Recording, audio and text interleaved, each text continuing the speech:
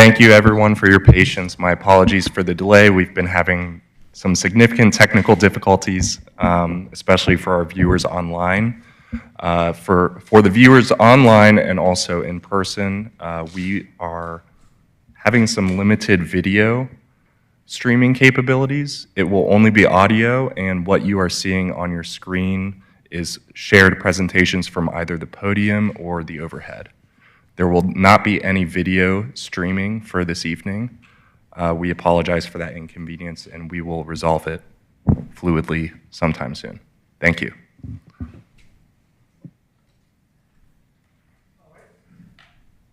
This meeting is already in order. Are you ready for the recording, the writing, or whatever you have to do? All right. The next item is PH-24-17, Unified Development Code Text Amendment. Ms. Cook. Thank you, Chairman. And good evening, Chairman and Commissioners, and thanks everyone for their patience. The next item is the short-term rental item, and I think it's better to just go through a slideshow and talk about how we got to our recommendations. In response to questions and concerns that we had from the community, the City Council had asked staff to look into short-term rentals, other ordinances, and to be able to make a recommendation to the City Council. So we did have a couple of meetings in order to gather comments from the public. We had a lot of concerns. I think it was last February, we had over 80 people that came to the meeting, which was great to be able to get comments from people that we could bring forward.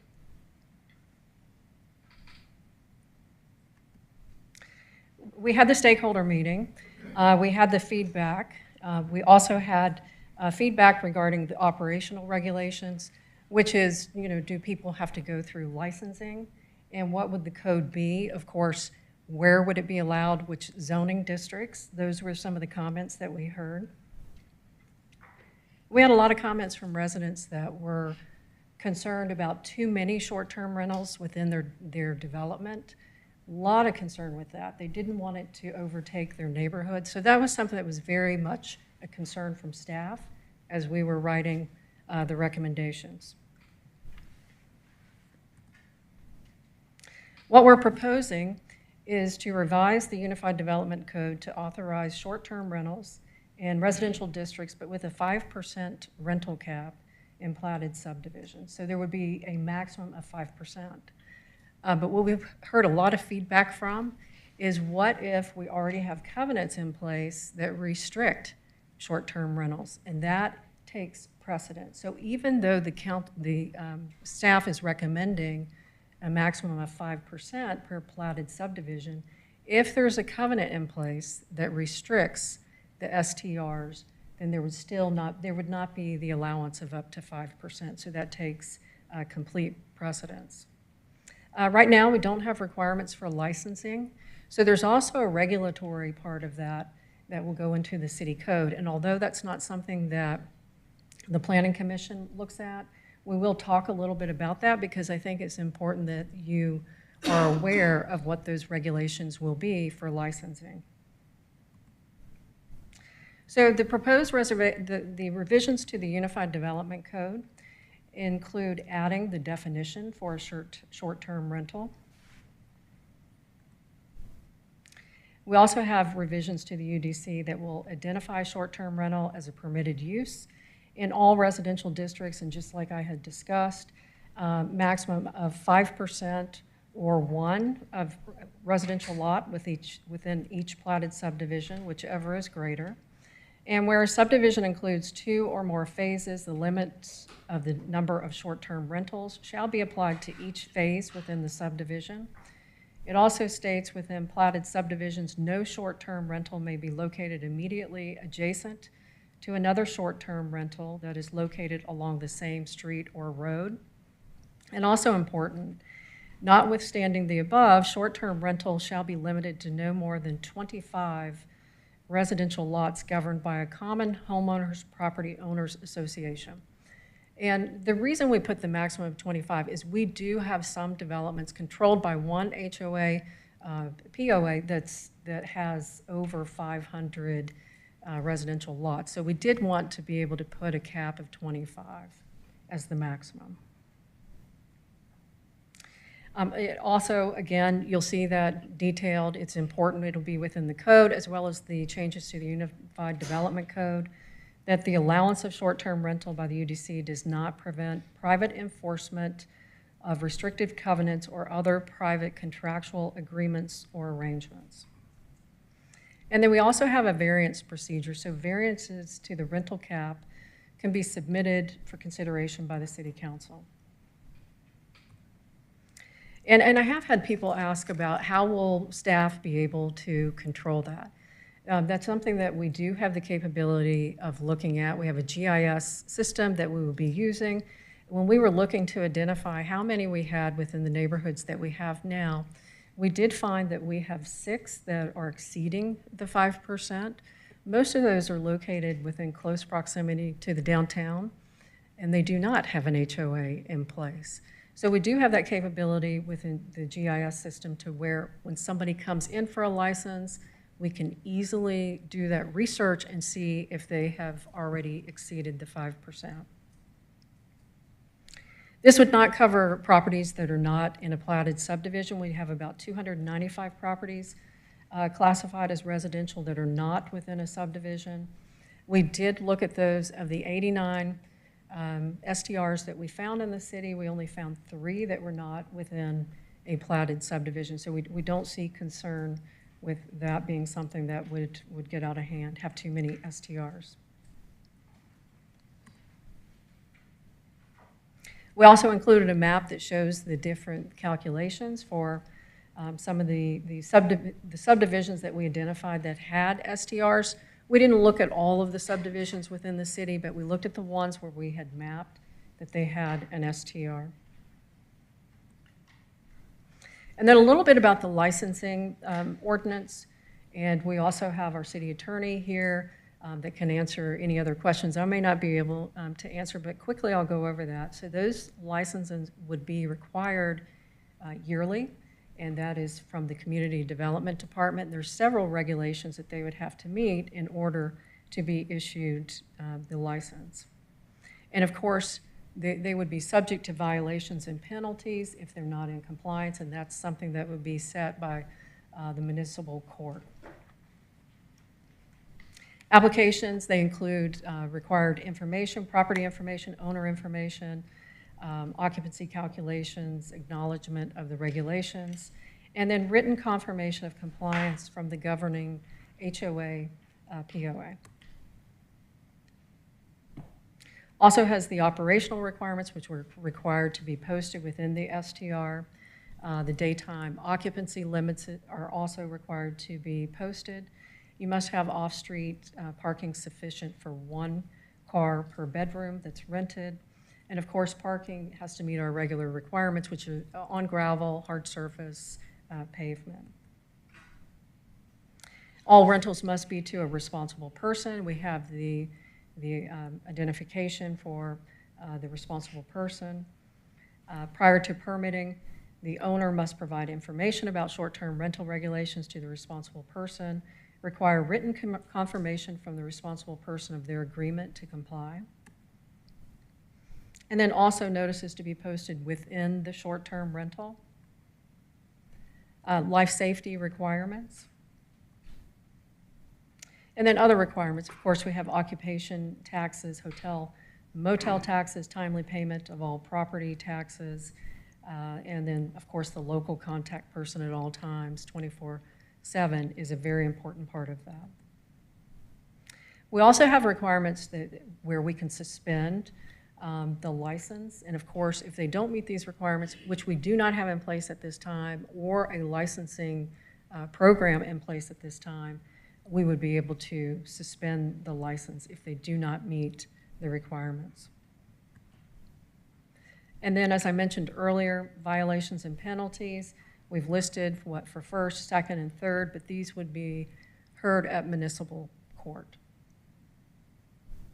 And then that's the overview of what we're proposing, and I'd be happy to try to answer any questions you may have. What triggered this? How did you establish the need for this ordinance? We've had a lot of different residents that have reached out. We have a lot of Individuals? individuals, yes, yes. It's been something that we've been hearing from the public for a couple of years. We also have people come in making investments, and they want to see what our regulations are. We don't currently have regulations. We do know that we have approximately 89 short-term rentals that exist within the city. So if we have them, we want to make sure that we have regulations in place. Especially some of these neighborhoods, especially within the downtown, they don't have an HOA, they don't have that way the covenants that may be able to enforce the short-term rentals. So this is something, when we heard from the residents that we may be okay with these, but we don't want them taking over our entire neighborhood. That's when we started doing our research to see what others have done. Do any of the existing, you did mention, and I don't remember which slide, that are exceeding what the current ordinance or the proposed ordinance would restrict? Are these, the areas marked are the ones that are the current ones? This is SDRs? This is a map of the short-term rentals that we found, and it is a service that we go through a private service that would identify the short-term rentals because you have different modes of social media or different besides Airbnb, you also have VRBO. So we want to make sure that we capture all of them in the city, and we also identified those on our map. And we determined that there's 6 different subdivisions that exceed the 5%. So when we were trying to come up with what was reasonable with the 5%, we looked at our existing data. We also looked at other nearby communities to see what they had put in place. So we believed that the maximum of 5% was something that was fair for the neighborhoods, but wouldn't allow entire neighborhoods to be converted to short-term rentals. And what are the potential consequences of this in terms of the numbers we would encounter for the number of subdivisions platted in the city? We have 89 now. I believe we have 300 platted subdivisions in the city, maybe a little bit under 300. So we found 6 that exceeded. So what would be the total new number if every platted subdivision wanted to have 5% or 1%? I don't have that number because I mean, of course, we have close to 24,000 existing subdivisions have covenants in place. I've heard from a lot of them that already have covenants in place that prohibit short-term rentals. So the majority of those would already prohibit short-term rentals, so they would not be allowed the maximum 5%. Are the current one regulated? The 89, what are the regulations? They have to have a license? Currently, there are no regulations. You said currently they are 89 short-term rentals. Right. Do they have to have licenses to operate? So because we didn't have an ordinance in place, there's no licensing program. If this ordinance is passed, the 89 would have to apply for licenses. Okay. Can I go now? Yes. This is Katie, and my question would be related to the licensing and the regulations. As far as I know, like some of those companies like VRBO and places like that, they do anything from people like rent Airbnb, they rent a room in a house or things like that. And so the licensing information for me, I guess, would concern, does that mean that the city goes in, the fire inspector goes in, and everybody goes in, and now you have a lot more additional regulations on a homeowner who maybe just wanted to make some cash by renting their room out occasionally? Now, this would not allow renting of a room. Our current code does not allow renting of a room. So if you rented one room within a house, then it becomes multifamily, which our current code would require that you would rezone. So that's That would not be permitted. Now, some people do that with family members? Probably. But no, you would not be able to advertise and be able to run one room within a house.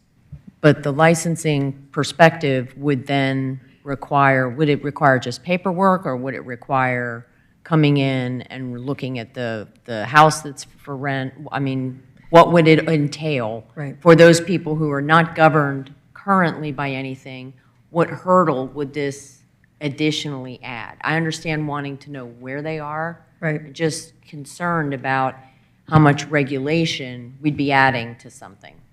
Sure, so they would have to visit the property. So when we do issue the license, we would have to make sure that they do have the paperwork that's required to be posted. We would want to make sure that they have the paved parking. So there would be a visit. I mean, we visit other businesses when we give a license, so this is something that the staff would visit.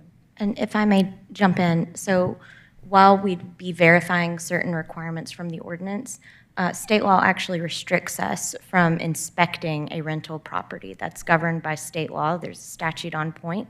So there can't be an inspection of a home offered for rent without basically probable cause like you would have for any other home. So not even pursuant to a licensing ordinance can we say, let us in and let us look around.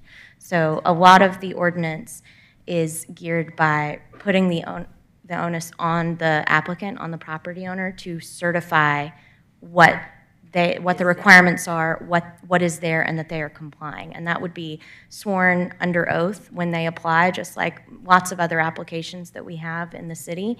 And that's why one of the basis for denial and for revocation or suspension is false statements. So if we were to, for whatever reason, discover that there was a false statement given in an application, we would have the ability to either deny it or revoke the license if it had already been issued. So there is a limited level of our ability to verify, and that's true in many aspects of government operations. We have to rely on the information that we're given, and that's why we require it to be signed under oath. But that's, I think, to answer your question. That answers a lot of the question. And so, like, a lot of what could be presented as evidence could be like a picture of whatever is posted and the signed certification. Yeah, I mean, ultimately, it's on them to post the signage. You know, if someone had a license to operate as a short-term rental, they had guests staying there, and then for whatever reason we found that, you know, the guests made a complaint and said that this information wasn't posted, well, we'd have to look into that, but we wouldn't necessarily be confirming that separately. And Thank you for that. Yes, I was going to answer one other question. This doesn't require any improvements up to a commercial level.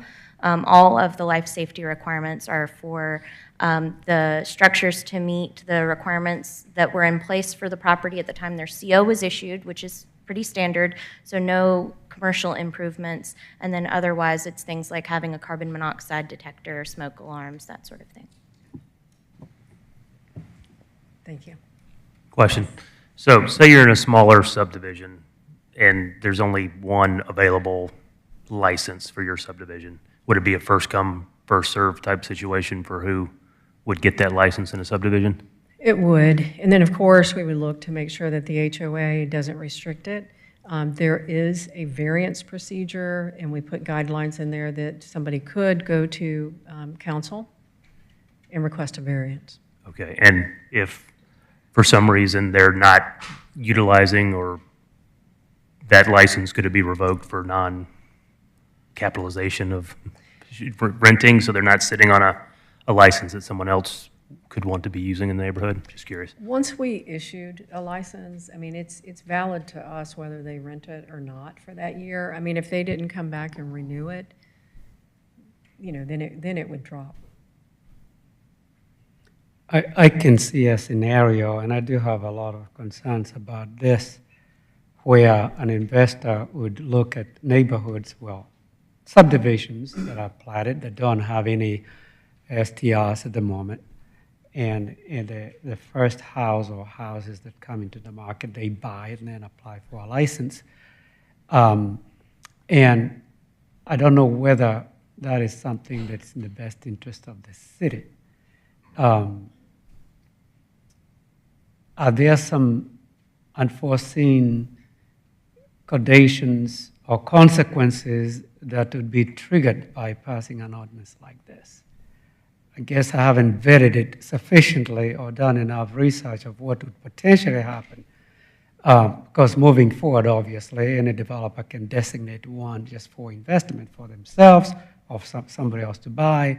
Does the city need this? Other than, we want to help people who would like to invest in short-term rentals in the city of Alpharetta, don't we have enough places where people can stay apart from being in subdivisions?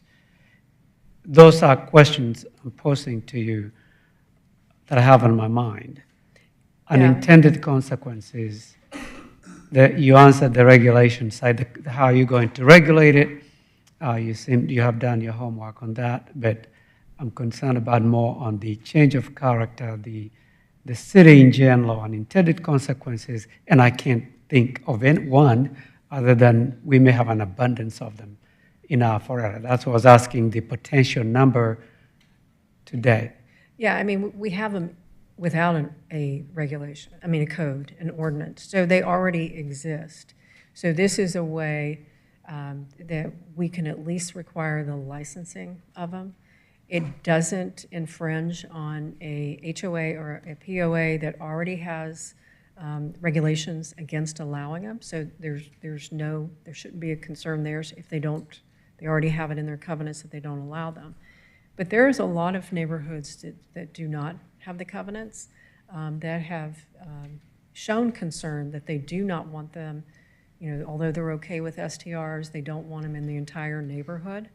And, when we started this ordinance and did our research, there are some neighborhoods that have close to 14% of the neighborhood already has STRs. So it's something that we wanted to put in place so that we can regulate those, make sure that if they're not in compliance, that we have ways to not license them again if they're not playing by the rules. But that was our concern, was to trying to be fair.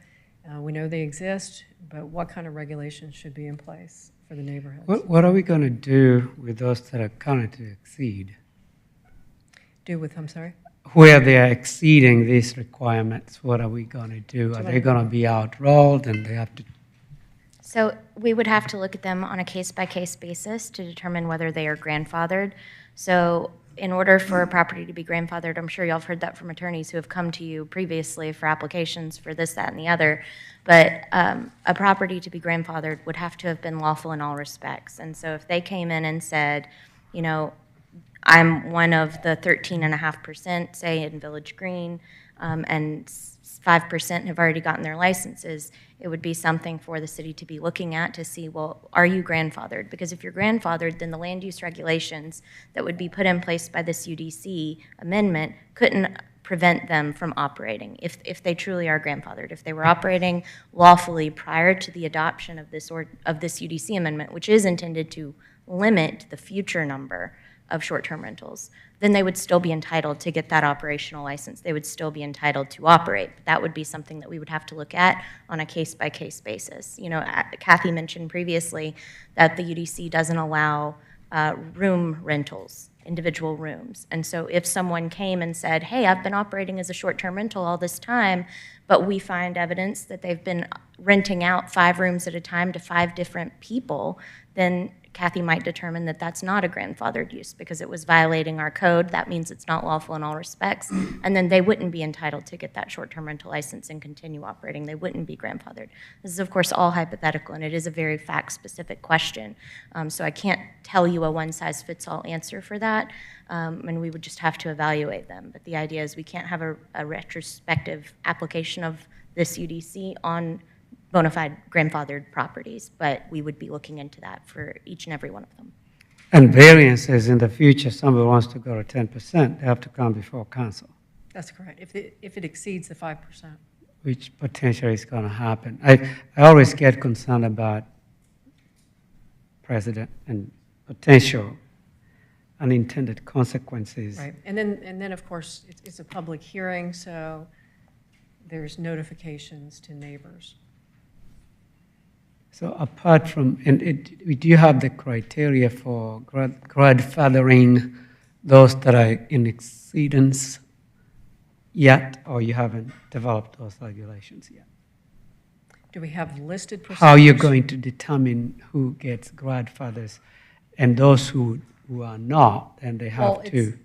if they're not meeting our code, if they're renting a room, like the city attorney was talking about, that doesn't meet the current code, nor is it allowed in our proposed code. So if you have a house, somebody's renting one room for an Airbnb, it wasn't legal now, and it won't be legal in the new ordinance that's proposed. So it's they would not- possible some people are renting a room within the 89 you counted?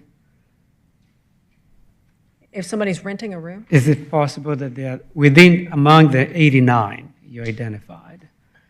All those are short-term rentals? oh, it's possible. We haven't looked at those. That was there's a service that gives us a list Okay. of those, so we'll have to look through each one of those and do those notifications. I mean, we ran that list a couple of months ago. Some of them may not exist anymore. Some of them may be year-long leases and not short-term anymore. So that's something that we would have to go through. Yes. Okay. I have two questions, and I'm sorry, I don't know what slide it was on, regarding the HOA notification. So part of your process is to ensure that there is some type of letter, document, certification. You said we have 300 HOAs in the community. How many of those 300 currently have some type of limits on this? Do you know? I don't know. I mean, because if you look at the 89 on the map, you can see that it's located, gosh, I don't have the number, but we have the number of subdivisions that actually these are located in. So you can see it's maybe 40 of the 339 subdivisions that we have. So it's very limited. So, and we've seen that most of them are within walking distance to downtown. So there'll be a process for you to communicate if this does go forward with the HOAs Absolutely. on what documentation Yes. is required so they can be submitting it. And then the other question I do have is on the list of renewals. There was a long list of things you look at when they renew or apply. I don't remember which one it was. So is there any kind, yes, thank you. Is there any kind of checkup with public safety to see if there has been high incident rates at this particular? Yes. Yes. So is that part of the application, or is that just part of the renewal? Before we would issue a license, we would absolutely check to make sure that if it's already been in existence, to see if there's been any concerns. And I do check regularly with our code enforcement. They have not had any concerns for any of our listed short-term rentals. So that become part of more of a data gathering that needs to occur with our staff to make sure we're monitoring and flagging. And we do that. Okay. We do that. And that's how I know that we haven't had any calls on the current ones that we have. Hi, Kathy. Following Martine's question, I'm focusing more, as we've discussed, on written confirmation of compliance from governing HOA or POA. And I'm wondering if, for the public, we could share, either yourself or the attorney, what exact documentation from the HOA or POA would be considered confirmation? I have the ordinance in front of me, Kathy, so I'll I'll let take our this city one. attorney answer. So the first thing, I'll just go ahead and address this. So while both the UDC and the licensing ordinance clearly and very clearly say that this regulatory framework does not trump HOA regulations, I did want to go ahead and say that. So even if we didn't put that in the ordinance, that would be the case. Legally, we aren't going to be able to permit a use that an HOA has prohibited. And so while we're memorializing that in the ordinance, I did want to make that clear. As for the requirement for proof, I'm just going to read it out loud verbatim because I think that that will be the most beneficial for the public and you as the commissioners to hear. So it says, where the property to be used as a short-term rental is located within a platted subdivision, a written statement from the applicable homeowners association and/or property owners association where the short-term rental is located, confirming the use of a property as short-term rental is in accordance with its bylaws and covenants. That's one of the things that has to be submitted. If there is not an active HOA or POA, or if there are no bylaws or covenants governing the property to be used as a short-term rental, the owner shall submit a sworn statement confirming that there are no bylaws or covenants applicable to the property to be used as a short-term rental.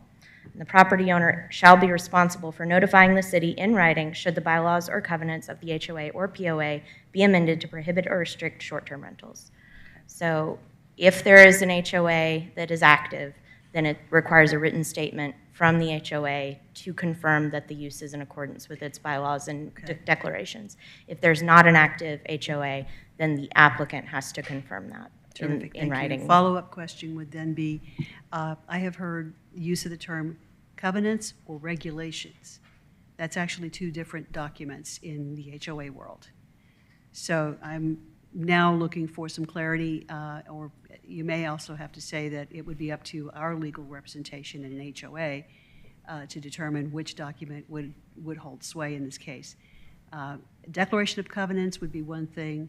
A community's rules and regulations, the ones that say you can't paint your door purple or whatever, that's, which document would be acceptable as proof that the HOA does not permit a short-term rental.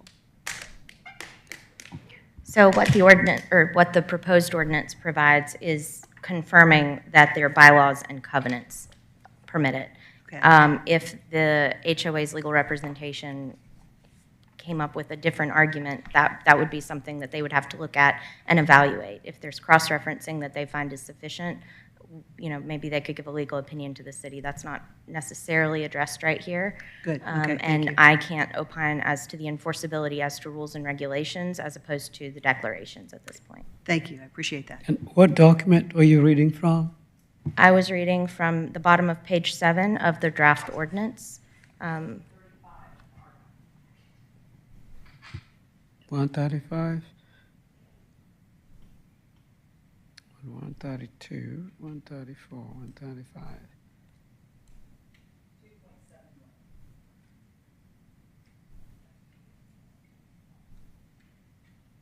I was right on that page and I couldn't find it.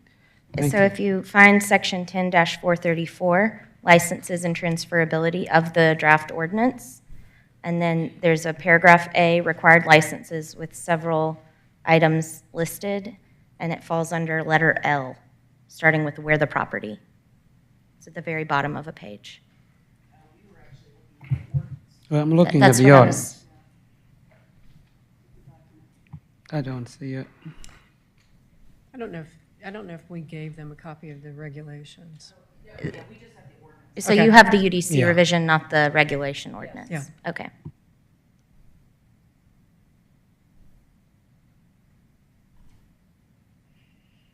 Were you finished presenting or did I interrupt you in the middle? I'm finished, unless Okay. you have other questions that the city attorney or I could try to answer before you open it up to the public comment. I do have one other question. Cities that surround us, is there similar type things going on? Some of them don't have any regulations. I did look at, I found one city that had a 5% cap, but it was by council district, which could be pretty large, and of course, we don't have council districts. So really what I thought about the most is how I heard, we're okay with them, but we just don't want them, and not everybody's okay with them, of course. I'm not trying to be too general, but we tried to make sure that it wasn't entire neighborhoods and that we limited it enough by not allowing them to be adjacent and maximum of 5%. We believe that that still would not impact a neighborhood. So it is original. It's to Alpharetta. It was written. And then one other question I have is, because typically on new developments, when we see them, we always, usually in the conditions, have a 10% rental clause at the bottom. How would this factor into that? Does it get part of that 10% or? No, we won't. 'Cause we that's won't control long-term that. rental. Yeah, that's still the long-term Okay. rental, the 10%. So this is something different. So if a community decides that's something that they want to allow within their covenants, then they can make that decision. So we typically have the 10% for long-term rental, so then they Yes. could do an additional 5% on top of that. That's a different, so the 5% would be up to them. Yeah. That's completely different type of a use. Okay. My potentially last question is going to inform my decision and the next statement I make, that we have 89 of them now. We don't know whether they're single room or entire house or building, residential building, and we cannot outlaw them. And they are not regulated. Is that a correct statement? The ones that we find that are only renting one room, we notify them, so we do find those. I cannot tell you if we have found all of those that are only renting one room, but when we do find one, we notify them that that doesn't meet our code and they cannot continue to We rent. cannot outlaw SDRs completely as a city. Well, and Molly's probably better at answering that, but you could say that, I believe you could say that you're not going to allow them. I don't know what would happen in court if we do that, but, not to put you on the spot for that, but if you have an opinion on that. I don't know that I would say you can't. Mm-hmm. I'd have to really think about that. I don't know that there's a reason you couldn't say you didn't want them necessarily. You could also restrict them much more significantly than is proposed. I mean, this is one recommendation from staff and myself after looking at this. The original recommendation, which you didn't have the benefit of having presented to you directly, but it was presented at the work session to the city council, was I think it was to make it a conditional use and only in the agricultural district and to prohibit it everywhere else. That was the first proposal, and frankly, that was just a jumping off point just to see where the city council landed. And I will tell on myself, I stole that straight from Forsyth County simply because I worked on Forsyth County's UDC and ordinance on short-term rentals, and it was just an easy way to get the conversation started. And obviously the city of Alpharetta and Forsyth are very different, and so you have different policy objectives, different properties, different cultures entirely. But you could regulate it any number of ways. You've got a huge spectrum that you could do. And I think when city attorney and I spoke about it too, and we looked at Cherokee County, we looked at Forsyth, we looked at other counties, I don't think that they had any STRs when they put the ordinance in place. We already have 89. So very different, Alpharetta is very different, from other surrounding municipalities and counties. So we tried to put something together that would make sense for Alpharetta. I think that the biggest question the board and city council ultimately have to answer is, one, do we want to outlaw SDRs completely? That's one of the questions. Second, is what staff is proposing, the 5%, with the associated regulations or constraints that are in the ordinance, is it reasonable, fair, in the public interest? If the answer to the first question is no, we don't want to outlaw them, and if the second question is what staff is proposing is reasonable, we have no reason to think otherwise because you've done all the research, then the answer would be yes. Vote for recommendation. If it's no to the first question, and we believe that we don't want any SDRs in Alpharetta, then that would be the decision we make. But when I read the ordinance first, I was totally against it, but I've come a little bit in the other direction through this discussion. So I would like to hear from the public and, of course, the other commissioners during discussion. But you've done tremendous work, both of you, in coming up with these ordinances. It's never easy to come up with these types of ordinances because I know our staff is very diligent, and we are very blessed to have you. So we'll see where it goes from here. Thank you. If no one else has any questions or comments, I will ask the public. Now you have had the proposed revisions and the ordinance. Anybody would like to speak in favor? And if you do, or you have a list? Joanna Martins, are you in favor? No, I'm an STR owner. Yes, so do you wish to speak in favor of the ordinance, or? You can, yeah, you can, does anyone want to speak in favor of the ordinance? Okay, so I have, Okay, so there is no one here to speak. Oh, I saw a hand up and. we have a lot of opposition. Okay. Okay, those in opposition. Please come. Okay, I have Ed Unger is my first person.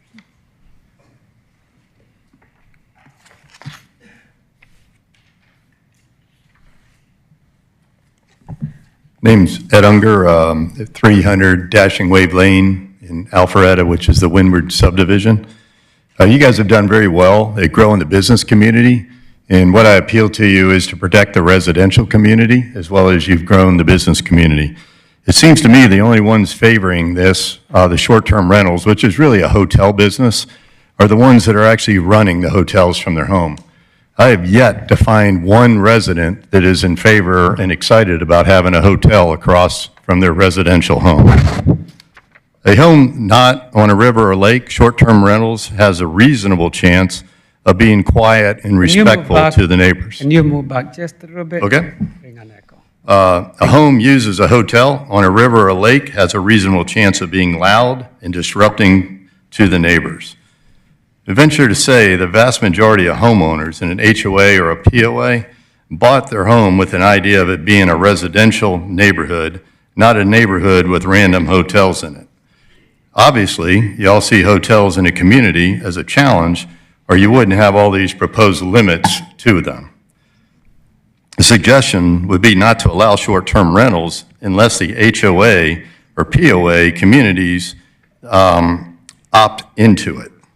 The votes, and my guess regarding the covenants that was brought up, the HOAs that have the covenants, my guess is those are neighborhoods that were formed after Airbnb and VRBO came into place.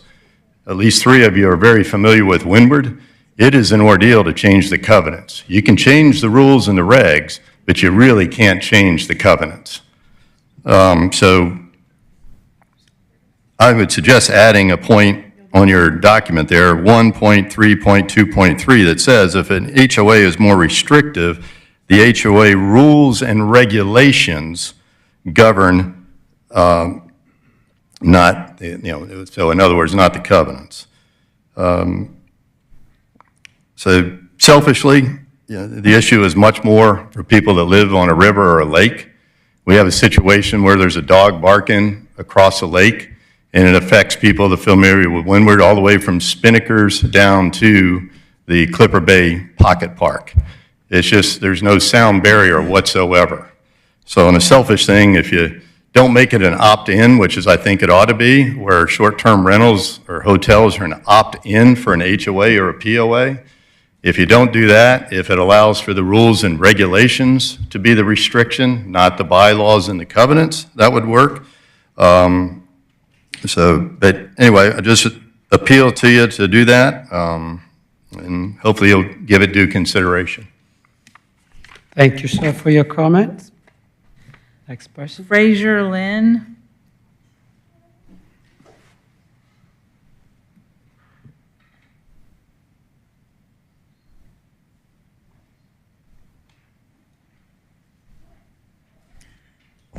Good evening. My name is Fraser Lynn. I live at 3660 Schooner Ridge in Alpharetta, Georgia.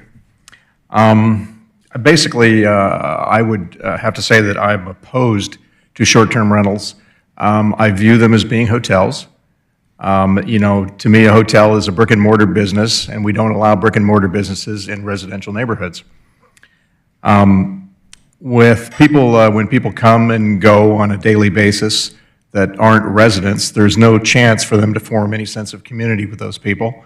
And I would suggest and speculate that the people that live directly adjacent to a short-term rental are impacted in terms of their quality of life, as well as probably their property values as well.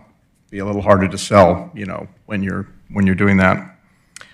My street has over 80 homes on it. That means that based on the proposed regulations of a maximum of 5%, we would have 4 to 5 possible short-term rentals on our street. Our street is a very popular street because it's a big loop that, there's lots of people, and I mean lots of people that walk dogs, they push baby strollers with their children in them, they walk their kids, the kids play in this, play adjacent to the street. There's a fair amount of, people traffic, pedestrian traffic, that having people unfamiliar with the area constantly coming and going on an everyday basis, would be detrimental. Also, because we are in an HOA, we have facilities that are funded by the residents, all the residents. We all pay dues, we all pay to have our properties maintained, and the common properties maintained, as well as the common, the HOA paid for facilities, are all paid for by the residents. So, those people with short-term rentals, they would, impact, just because they would be able to access and use those facilities as well. I think additionally, that, let's say I already talked about zoning, et cetera, et cetera, et cetera, et cetera. That probably pretty well covers it, for what I have to say. So bottom line is, I think they're a brick and mortar, they're hotels, they're brick and mortar business. They don't belong in residential neighborhoods. Thank you very much for your time. Thank you very much. Phil Ostrom.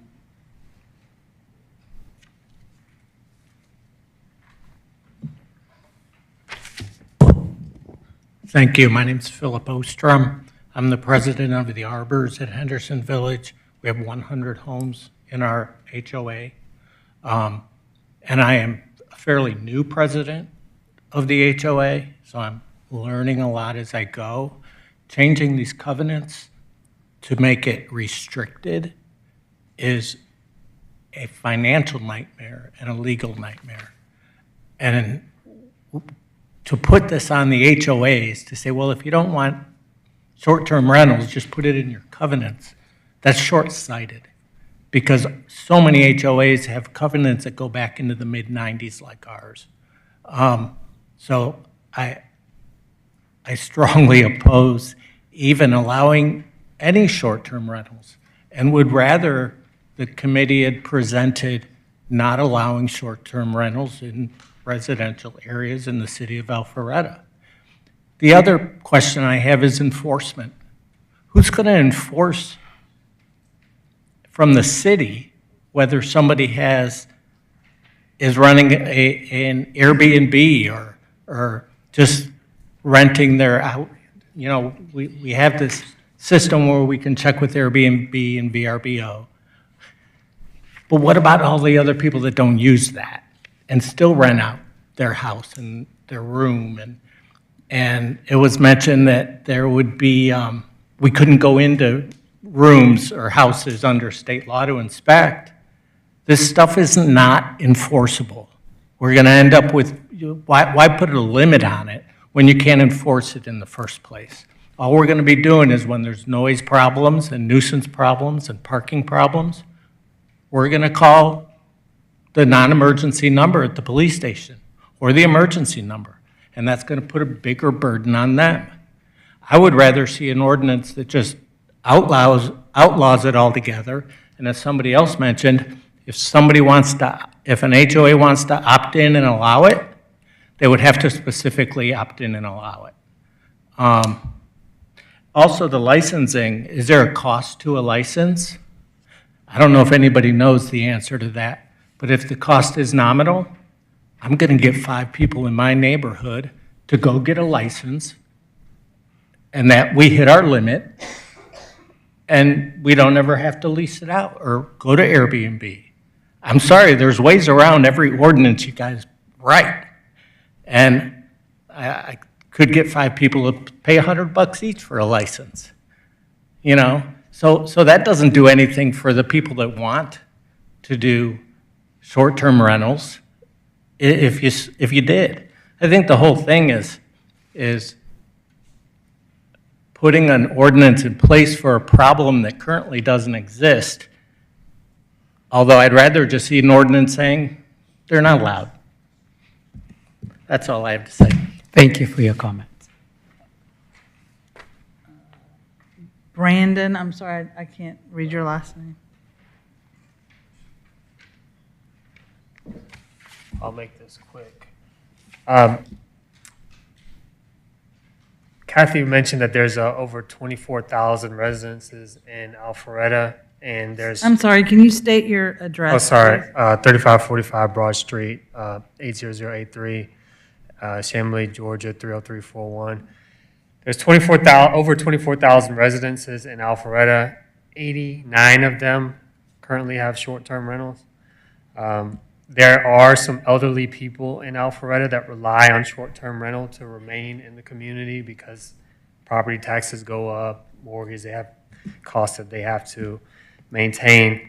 What about in the summer when they go visit family out of town, out of state, out of country, and they want to rent out their home to earn extra money?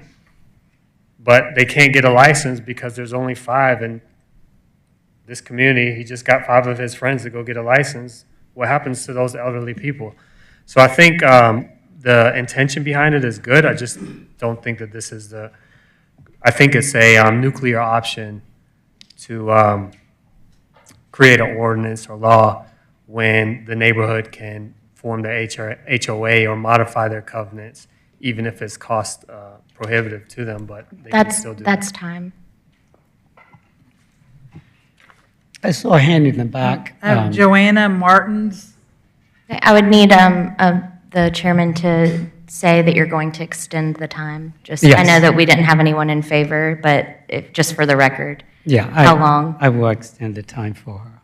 just for however long she wants to speak. 3 minutes. Thank you. Thank you. My name is Joanna Martins, 120 Dana Drive, Alpharetta, Georgia, 30009. I have 3 rentals. I always believed in investing where I live, and they're actually, I use them, everyone has different philosophies. That's my daughter's college fund, and it's an opportunity for me. She helps me with laundry, she helps me with the business, so it's something we do together. What most people here are mentioning is that the in and out of people on a daily basis. My guests are people that live in Alpharetta, are people who live in Milton, people who are moving into Alpharetta, out of Alpharetta. One of my guests right now in Cold Creek, someone who's had to relocate to Maine, but they're staying in Alpharetta to finish a school year for their children. The other one that I have right now was a fire damage. A gentleman and his family were living in a house for 2 years. They were traveling, the house caught on fire off of Arnold.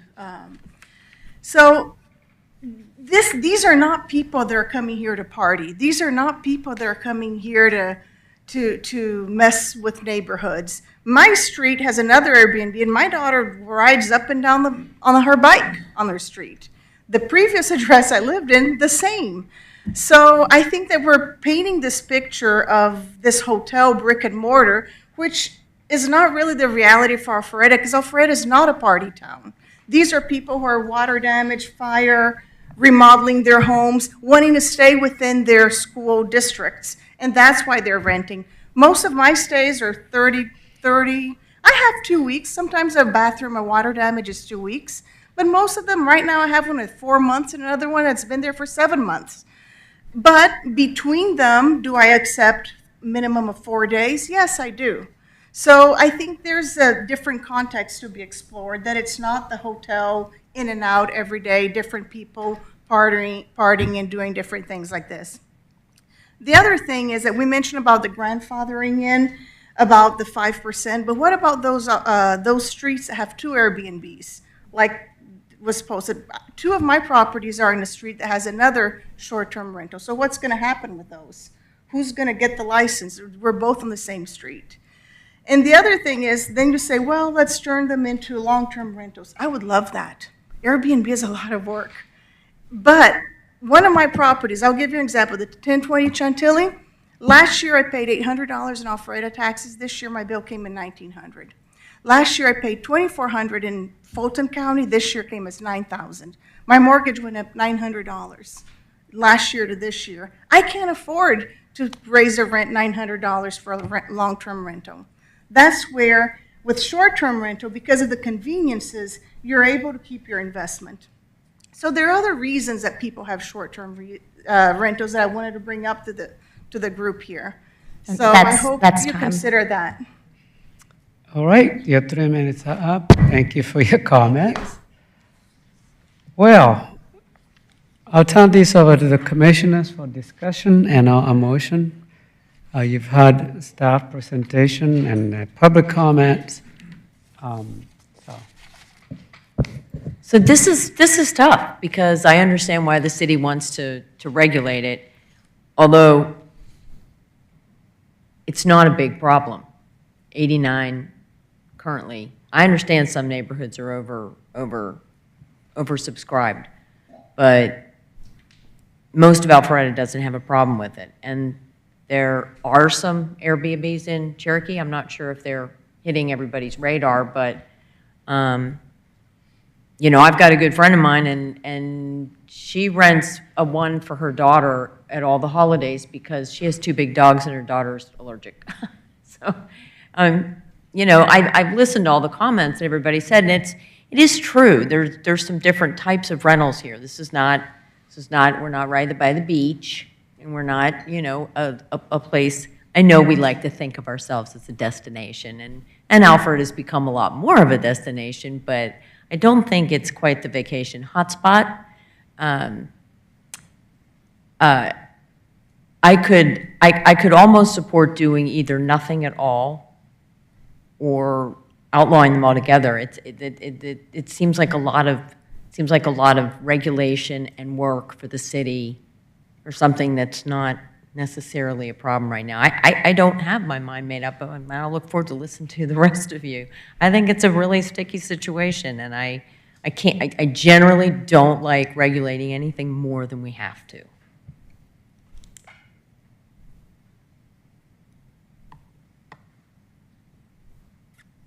Okay, anyone else? I'll go ahead and share my thoughts. I'm glad Commissioner Reeves is firmly on the fence and in limbo, because I thought I was maybe the only one. I came in here, it's interesting, you come into these meetings having read a 400-page packet across 5 different hearings, and you kind of form an opinion, but then you listen, right? You listen to public comment, you listen to the other commissioners, you listen to the applicant, you listen to the staff, and your opinion may vary based on that new data.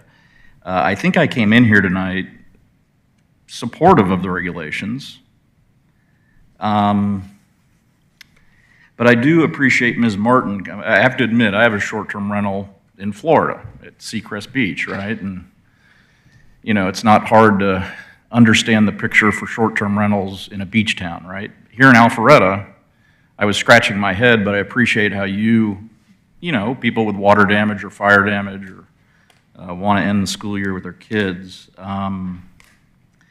But that being said, I also hadn't even thought about just outlawing it altogether. And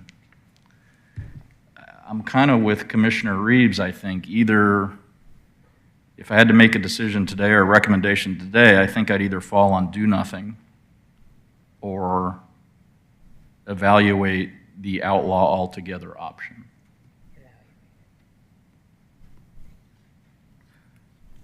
So that's my thoughts. Hear from the other commissioners too. Yeah, thank you. So, you know, I do understand all the arguments on both sides, and as a former HOA board member, I do understand the challenges with changing covenants, but it can be done. We have done it in some of the larger communities. I will say I would have, listening to the legal side on covenants and rules and regulations, I would have liked to have some language in there to give our HOAs a little bit more flexibility to get that inputted, especially with some that aren't POAs. So that is going to be my feedback for the city council. Hopefully they'll listen. But, you know, I do think that there needs to be some type of limits, but clearly it's not a problem in our community.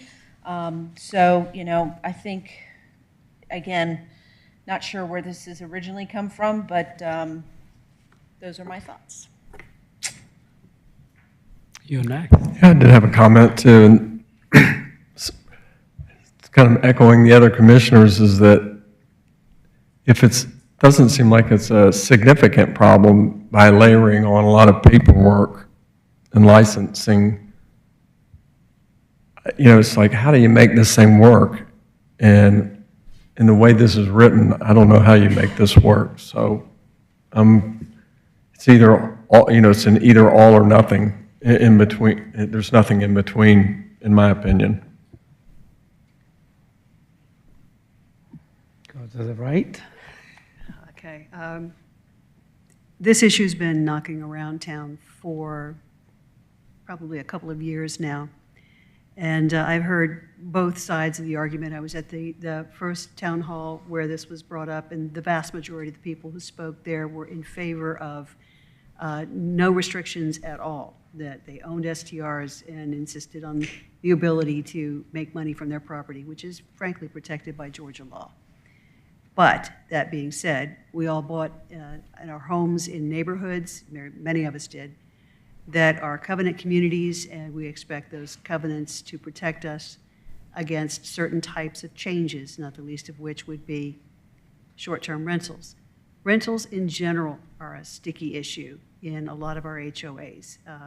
I think they're on the rise because I think we're a much more mobile society than we had been 35 years ago when some of these neighborhoods were built. I think we also, the workforce itself has changed. I'm aware that in the tech world, if you're a contractor, you're on site for work for 6 months at a time, so you want to stay in something that's not a hotel room. That's when short-term rentals come into play. They used to call it corporate housing. That being said, much, I think, of the problem that some people are trying to solve is the short-term rental being used as party central. We hear a lot of evidence that say that that's not the case. We have also heard evidence that that was the case. So with that in mind, I'm very pleased, and I applaud Community Development and Director Cook for the work, the massive amount of work they've put into trying to develop something that gets ahead of a problem that's, I believe, is going to become an increasing problem in Alpharetta and in a lot of the areas in Georgia, because we're a hot area. To put something in place that is reasonable, that is enforceable based on what I'm hearing them put forth. Would like to hear a little bit stronger language about what an HOA can represent as a prohibition within its community of short-term rental, because it is very difficult to change the declaration of covenants, but it is very easily within the purview of an HOA board to change its rules and regulations. To me, that makes sense because our rules and regulations are the ones that say you can't paint your front door purple. And it would be just as easy and make just as much sense for it to also say you really can't rent your house out short term. With that, I tend to support this ordinance, and I would look forward to the ability of it to help communities maintain their character while not disallowing something that does appear to have a market and fill a need. One more left. Let's hear your thoughts. I think I'll echo your statements of I don't see it as a huge problem currently. I do like the ability for the need of short-term rentals to be served within our community, but with the ability to control the future expansion of them through some sort of UDC or some language. So I think I'm in favor of the languages presented, but with the potential ability for homeowners associations to have greater flexibility to limit them if so desired by the neighborhood. All right, anyone like to make a motion, or you want to ask for more questions, or make additional comments, or in anything you like to do? It's up to the board.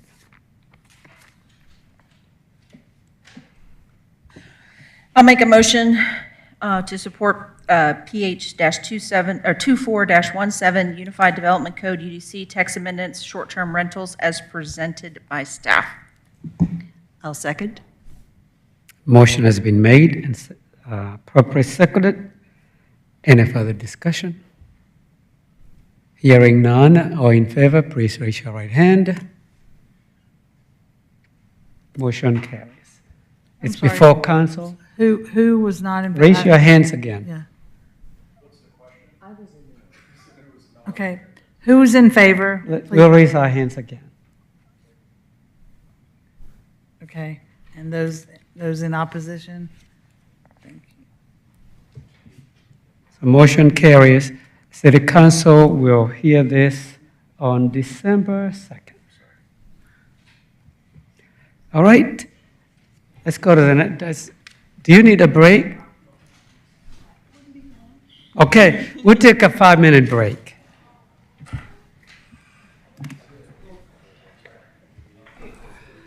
All right.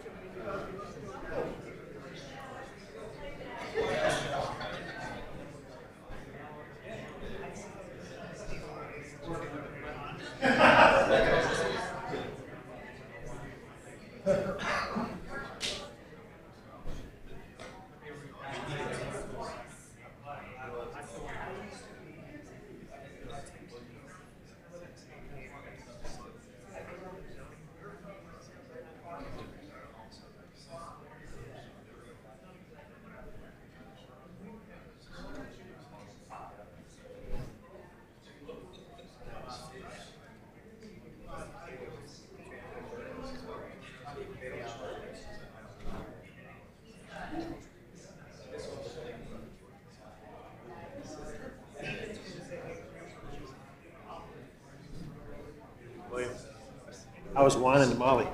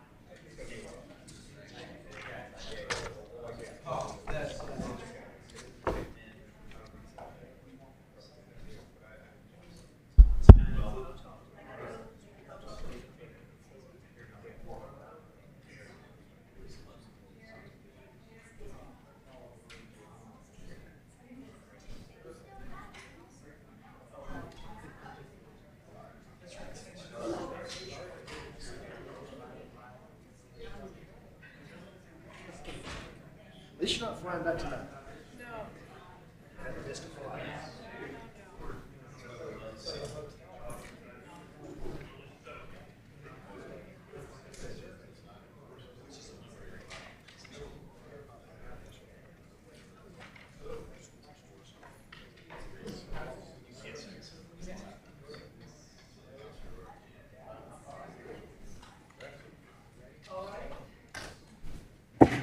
We're going to continue this meeting.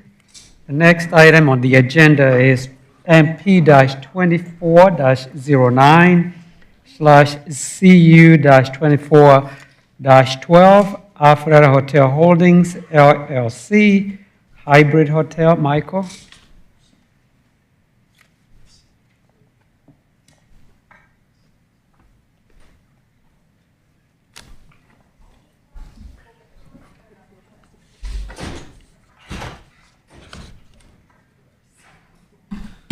Thank you, Chairman and Commissioners. The next item before you is a request from Alpharetta Hotel Holdings requesting a master plan amendment in conditional use to allow for the construction of a 5-story, 148-room dual-brand hotel on an out parcel in the 13.4-acre Mayfair at Webbridge development.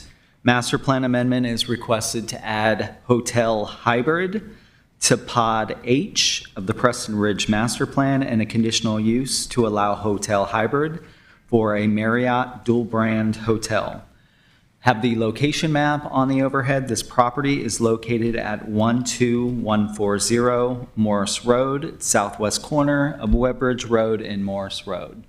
The Mayfair at Webbridge development consists of this property here, and you have 3 out parcels within this development. Phase Learning Center is here. This is the hotel parcel. A hotel was already approved as part of this development. The applicant is asking for a hotel hybrid, which is a different category. And an office building is approved on this out parcel here. Property is zoned O&I, office institutional. And as I just mentioned, a hotel, as defined by the city's Unified Development Code, is a permitted use in this pod of the master plan. As you may recall, this staff brought forward to Planning Commission and ultimately to City Council a few months back a Unified Development Code text amendment to add a new hotel category. Again, that's called hotel hybrid. Basically, that category of hotel allows for, basically is the definition of a regular hotel, which you would have the average stay of less than 7 days. but up to 30% of the guest rooms in a hybrid hotel would be available for lodging for long-term stays up to 1 year. So we did add that new category into our code. So this applicant has come forward requesting the hotel hybrid, and they are asking for a dual brand hotel, which would consist of a Tribute portfolio and an Apartments by Marriott Bonvoy brand. This is a Marriott, two Marriott brand hotels. According to the applicant's public hearing application, the Tribute portfolio is a product of Marriott, is a full-service upscale hotel. Some examples of Tribute portfolios, hotels in the Atlanta metro area include Ellis Hotel, the Bell Yard, and the Burgess Hotel, which are all 4-star hotels. The other brand here is the newest brand that was announced in late 2022, and it's called Apartments by Marriott Bonvoy.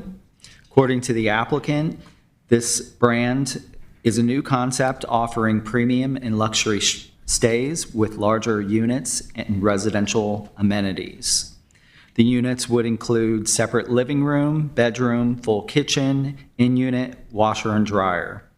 The bedroom mix would consist of 1, 2, and 3 bedroom units. There is an example of this hotel product at Casa Costera, which is located in Isla Verde, Puerto Rico. And there are 2 planned locations in St. Louis and Detroit.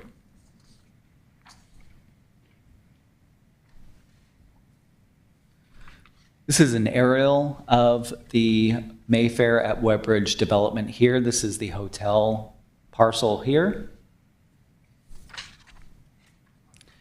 And then this is the approved land disturbance permit plans, approved site plan for the development. The Phase Learning Center is here. Again, Phase is a daycare / convention center type concept.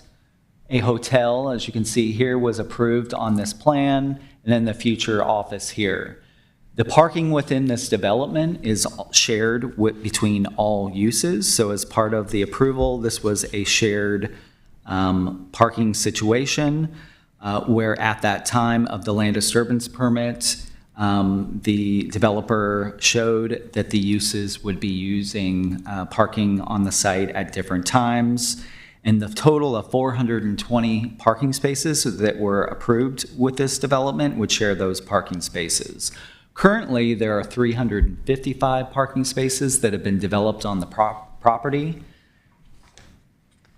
And you can see those here in this aerial. What has not been developed are the balance of parking that would bring the 355 to the 420. And those would be on the first level, the ground level of the future office building here.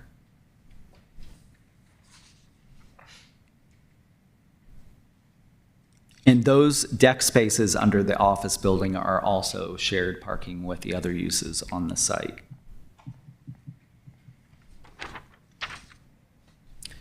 The applicant also provided some renderings of the hotel product. They're depicting the hotel with a brick exterior and large expanse of glass block.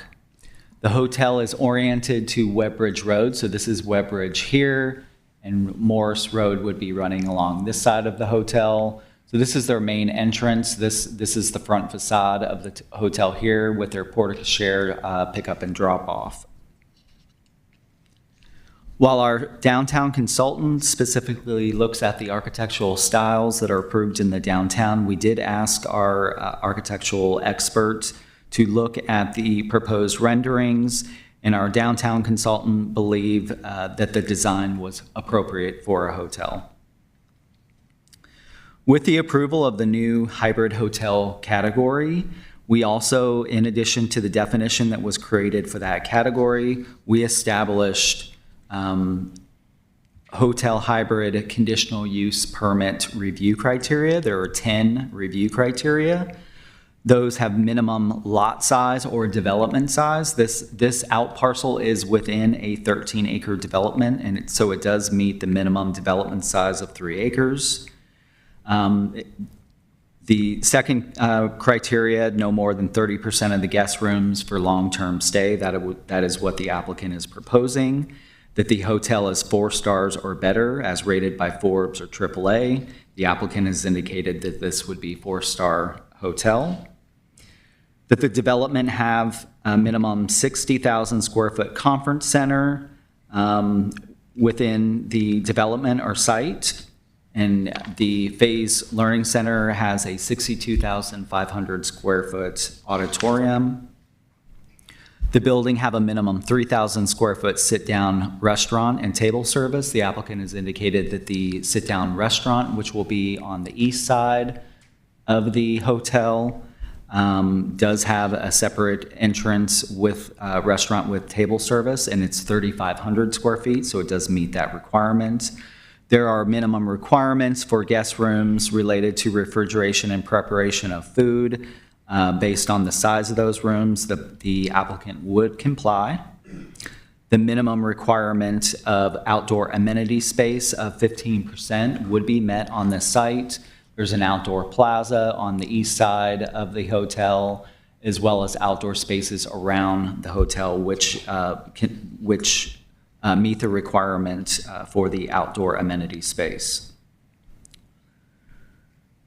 Review criteria 8 requires a 50-foot buffer adjacent to any property zone for sale or for rent. There is not a property that is specifically adjacent to this out parcel that is for sale or for rent dwelling use. However, there is a for rent dwelling use on the south side of the Mayfair at Webbridge development. It's right here off of this, off the side of the map, and it's called Country Place, and there is a 50-foot buffer. I believe the buffer may even be larger. I think it possibly may be 100-foot, but they do meet that 50-foot requirement.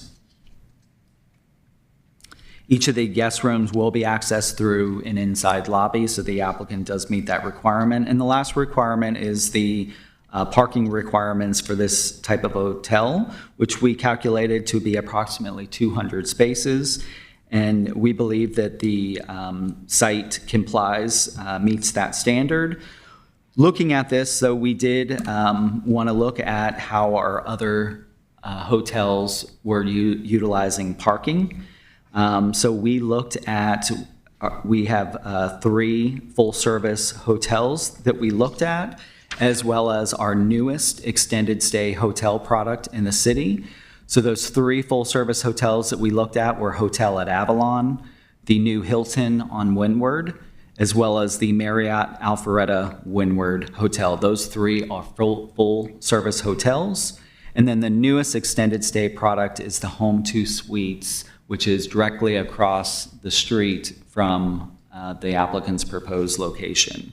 What we found is we first looked at the aerial, 2024 aerial imagery, and looked at the parking lots. What we found is, and we did this for 3 of the 4 hotels. We could not for Hotel Avalon because their parking is within a parking deck.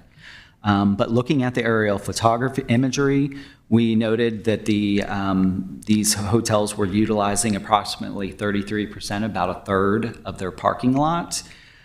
We then followed up with each of the hotels directly and spoke to someone with their guest services, and we confirmed the information that we were seeing in the aerial imagery, and we also collected more information from Hotel Avalon with respect to their parking utilization, and they said that on a typical day, they wouldn't utilize more than 50% of their parking. We also asked the hotel staff, guest services, regarding their busiest and slowest days. All 4 hotels confirmed that Monday through Wednesday are their busiest days, with Hotel Avalon indicating also Saturday is a very busy day for them. And then slowest days at each of the 4 hotels were noted as Sunday.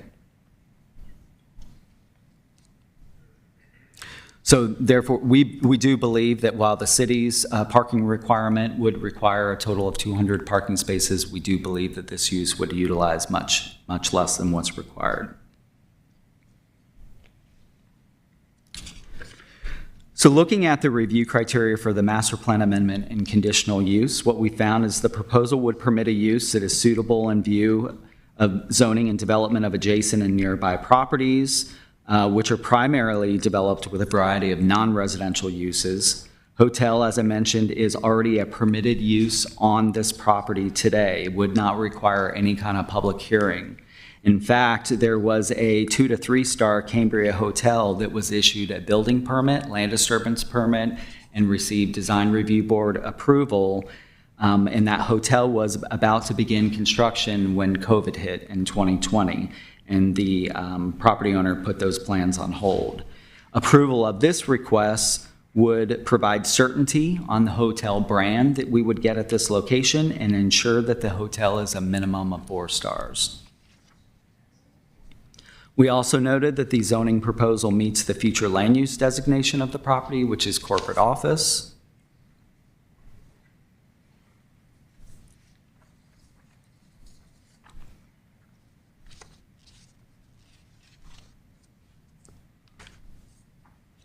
And then this is a hotel map that we try to keep updated. The red dot indicating existing hotels, and this is about a year old, so I think we've actually added some on here. But approximately 30 hotels existing operating in the city.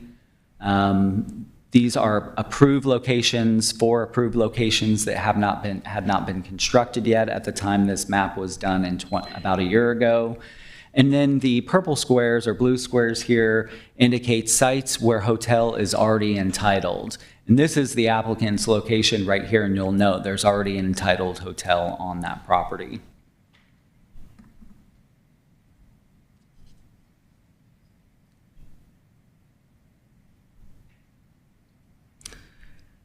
The dual brand hotel is and the hybrid hotel is a product that is not currently existing in the city. As I've just presented here, there are several hotels, over 30 hotels already operating in the city. However, most of those 33 or 30 plus hotels are limited service or select service hotels, and we only have 4 full service hotels operating in the city. The applicant provided a citizen participation report indicating that they had received, that they spoke to 3 citizens at the community zoning information meeting. They had concerns over parking, traffic, and safety of children. It was recommended by those citizens that as a solution that the applicant construct a level of parking below the hotel. The community zoning information meeting was held on October 9th, where this was showed to the public. And as noted on the sign-in sheets in your packet, there were public comments with concerns over parking and traffic. With that, staff is recommending approval of the applicant's request subject to 8 conditions, and I'll go through those. Condition 1 is the site plan specific condition based on the site plan prepared by Paradigm Revised 4-20-20. 2 are the architecture and material conditions tying it to the design, the renderings prepared by Matt Mitchell Design dated 7/17/23 with final approval by Design Review Board. We also go on to say that the building shall be constructed with architectural detail and ornamental features on all 4 sides. 3, foundation planting shall be required around the perimeter of the building. Parking lot tree island shall be planted with shade trees, shrubs, and ground cover. Landscape plan shall require Design Review Board approval. 4, hotel hybrid shall be listed as a conditional use in Preston Ridge Master Plan Pod H.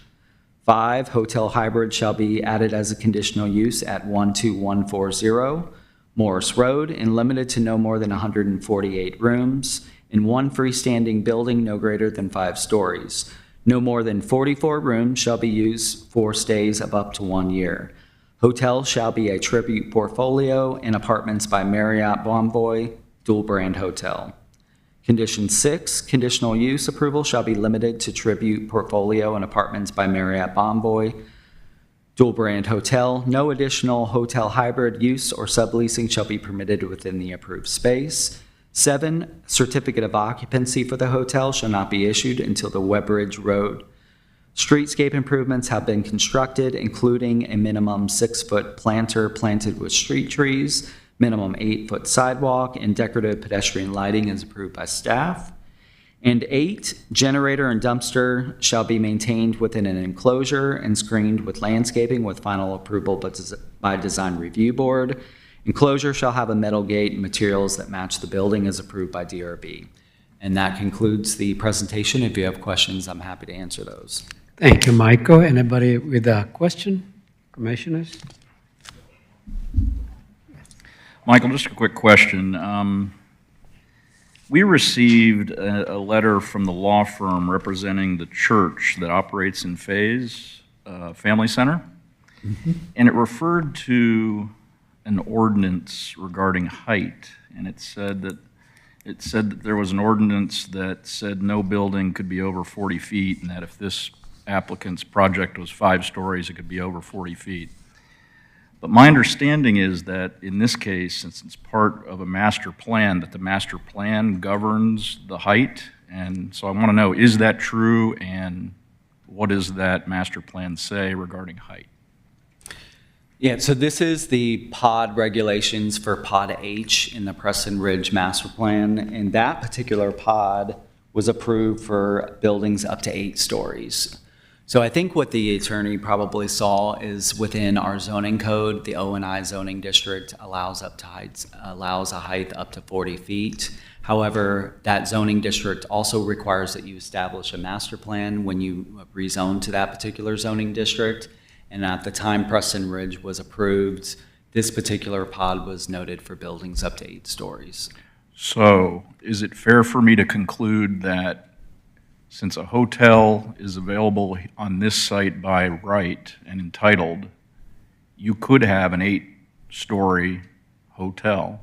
You could have an 8-story hotel. That's not a 4-star hotel? Correct. There would on this property? Yeah, the only regulation that's going to ensure the minimum 4-star hotel would be the hotel hybrid. Our definition of hotel does not have any requirements for a certain level of hotel. Thank you. Michael, I do have 2 questions. So on the hotel plan that was originally proposed, and that's a standard hotel, was there in that parking calculation, was the restaurant, because the restaurant has an added business cars and added traffic that's going to add, in addition to the hotel. So did that parking calculation in there include a restaurant component? Yes, it did, because our definition of hotel requires that a hotel have a restaurant component with it. Okay. And then the other question I have is on one of the documents we talked about, it was deed and Mayfair Webbridge Association talking about shared parking, and that was done at the LDP, I think, correct?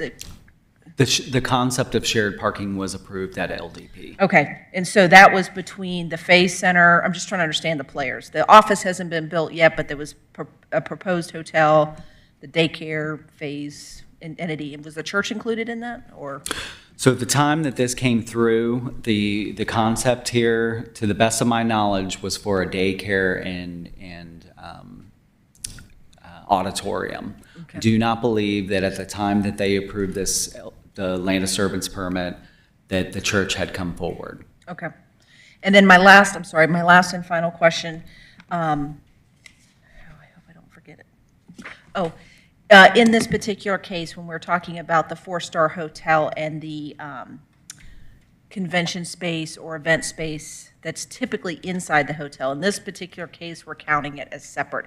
Is there any other hotels in our city that have the event space a separate unit, or is that? I mean, I guess the one at Avalon it's technically, the building does kind of sit beside the hotel, our convention space. I can't think of another hotel where the convention center would be in a separate building. Okay. But the regulation, the criteria for a hotel hybrid does say that it can be on the same lot or within the same development. Okay, okay, thank you. Hi, Michael. It's Katie Reeves again. And I guess the surprise really here is going up to like 3 bedrooms. The apartment component definitely changes the situation of what we're looking at, particularly for the residents who live down that corridor, which is a residential corridor. So it changes the parking, and I understand the city considers hotel hybrid hotel. But when you're looking at leases up to a year, then that's clearly a living component. So whether that's somebody coming to town to stay, to do a job, and maybe their family's with them. I mean, if they've got 3 bedrooms, you know, there are going to be children in the school district. There are going to be cars that are not just there Monday through Friday and Saturday. So the parking component changes significantly.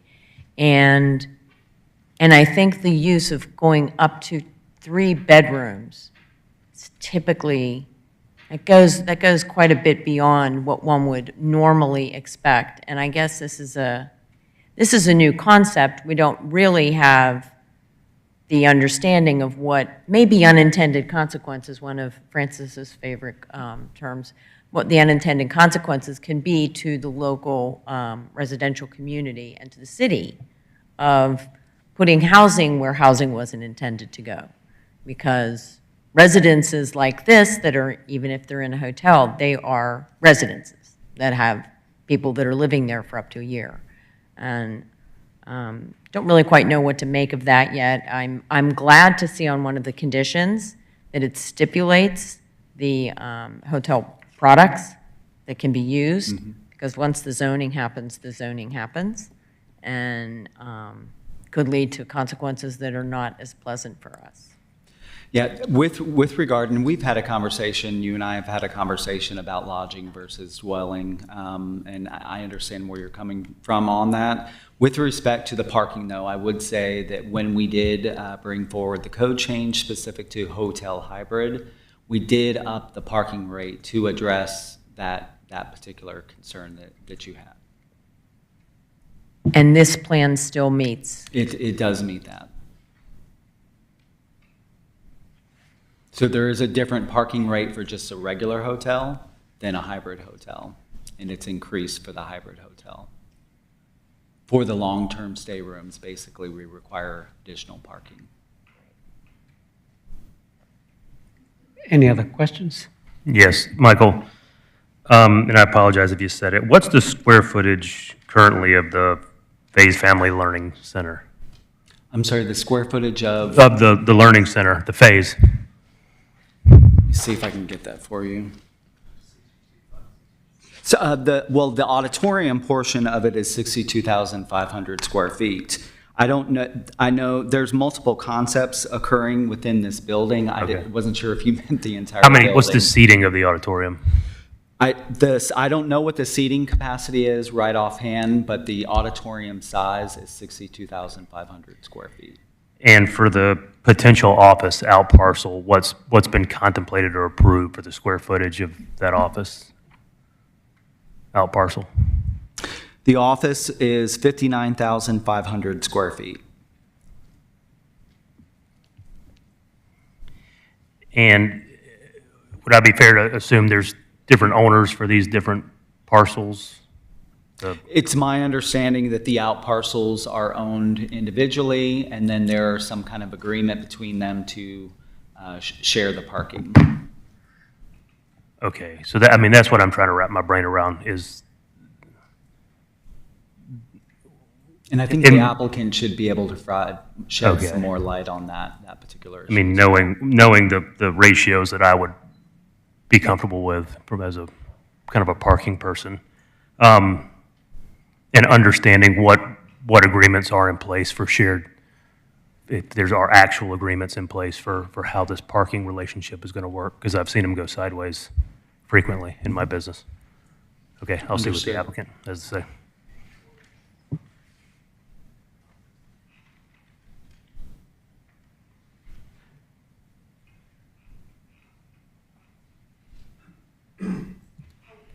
I have one more, sorry.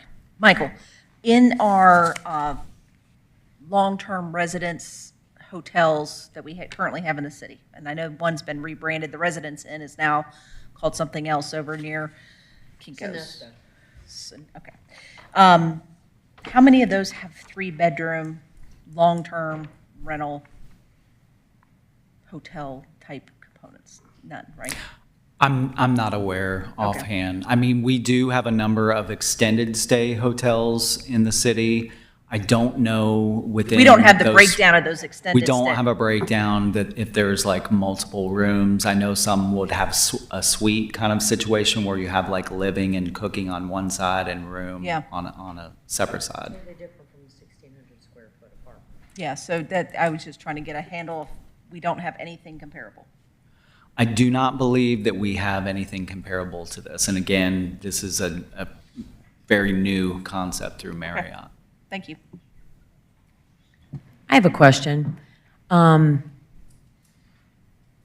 there any apartment buildings that have been built in the last 15 years, 10 to 15 years, that have 3 bedrooms? Like in this area? I mean, from my knowledge of what I know, mostly the cities that I'm familiar with in North Fulton for, the last 30 or 40 years, the 3 and 4 bedroom apartments were sort of steered away from. It just didn't seem like they didn't lend themselves to the communities that they were building. And so I was wondering, that's why the 3-bedroom really stuck out at me. It's a 1,600 square foot house, and, it's leaves open a lot of possibilities. Yeah. So apartments that have been built within the last 10 years, I'll speak to the last 10 years because that's about how long I've been with the city, and that's what I can speak to. But apartments that have been built in the last 10 years have been mainly built within mixed-use developments. They're not the typical garden apartments that you're, several years ago. They require active uses on the ground floor with individual walkouts. We have restricted bedroom count in those apartment approvals through zoning conditions. And I can tell you, I do believe that we have approved some 3-bedroom apartment units, but they're very few compared to the 1 and 2 bedroom and studios that we probably have. That's what the majority of our apartment units are going to be a studio, 1 and 2 bedroom. I think that the lessons learned 20 to 30 years ago were what led to probably much fewer people accepting and approving 3-bedroom and up apartments. Michael, I don't know if this is a question that came up in your earliest conversations with the developer, or if I should just hold this for the developer. But it goes like this. If hybrid hotels are a new concept, relatively new product, I'm wondering about the track record. Do we have an identifiable track record of their rate of success? Or what happens if it turns out it's not a viable product and we're sitting on a building that's basically an apartment building with a hotel attached? What happens with those apartments going forward? How do we deal with that? Yeah, like I said, it is a new concept. We have little information on what has occurred at other locations. I mentioned that one location in Puerto Rico. The applicant is here. I believe that they do have someone here with Marriott as well, so they may be able to provide you with a little bit more information. Thank you. I'll be interested to hear that. All right, if there are no further questions, we'll ask the applicant to come forward and make a presentation, and we'll have additional questions after that. Good evening, Mr. Chairman. Ethan Underwood with Miles Hansford. Our Alpharetta office address is 178 South Main Street. We would hope that the Planning Commission may entertain a little extra time. This is the first product, hybrid hotel, that's coming before the city. We think it's important to get it right, and we do have some folks who come in from out of town, so if the time comes, we do hope we may have a little extra time. But in speaking with city officials, we've heard three things. So first off, is this an extended stay hotel? It is not. Second off, does this open the door for extended stay hotels? It does not. We'll explain how that works as well. And third, we've heard concerns regarding parking calculations. Let me point something out before you proceed. You have a 10-minute limit, so if you can give us the highlights, we'll have questions and you can elaborate on certain things that you may not have covered before, just so you can. Well, and with those three things we're going to address, I'm going to introduce Ms. Gloria Fernandez, who is the proprietor and be operating this site. Thank you. Thank you.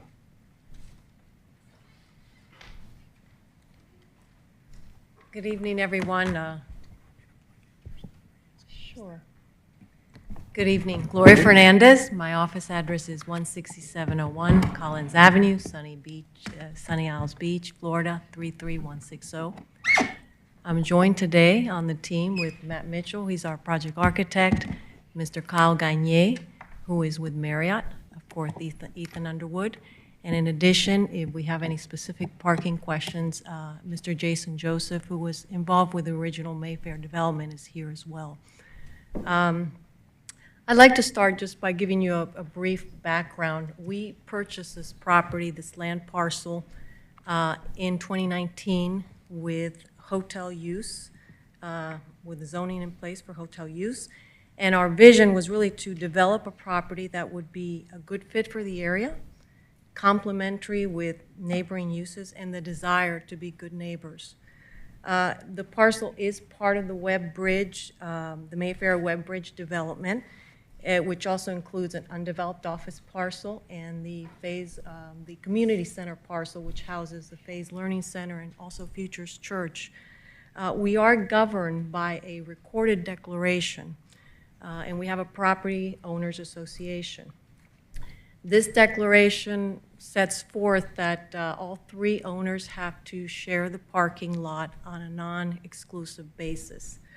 And as noted in the staff report, the parcel owners currently are sharing 350 surface parking spots, which are existing. And once the office building is constructed, there'll be an additional 65 spaces that go under that building. As a further note, the parking lot, of course, has ADA spots, some of which are directly in front of the community center parcel, around the parcel, and in addition, there are 6 parallel parking spots in front of that building. As Michael Woodman mentioned, we had previously obtained entitlements to build a 5-story Cambria hotel. That is a Choice Hotels brand. Choice has many brands that really range from Econolodge and Quality Inn on the lower end to Radisson and Cambria more on the upper end. We were poised to begin construction, and then COVID-19 came, and the project did not move forward as planned. We have spent considerable money for carry costs, full architectural plans for the Cambria Hotel, which unfortunately we couldn't use, and for the hotel parcels, roughly 44% share of maintaining the common parking lot, which has been really exclusively used by the community center parcel. That's our deal. We understand it, not an issue, but that's been the history of the project. We now have a great opportunity to develop a Marriott housing 2 upscale brands in a building that will use a similar footprint as the Cambria, same 5 stories as the Cambria before.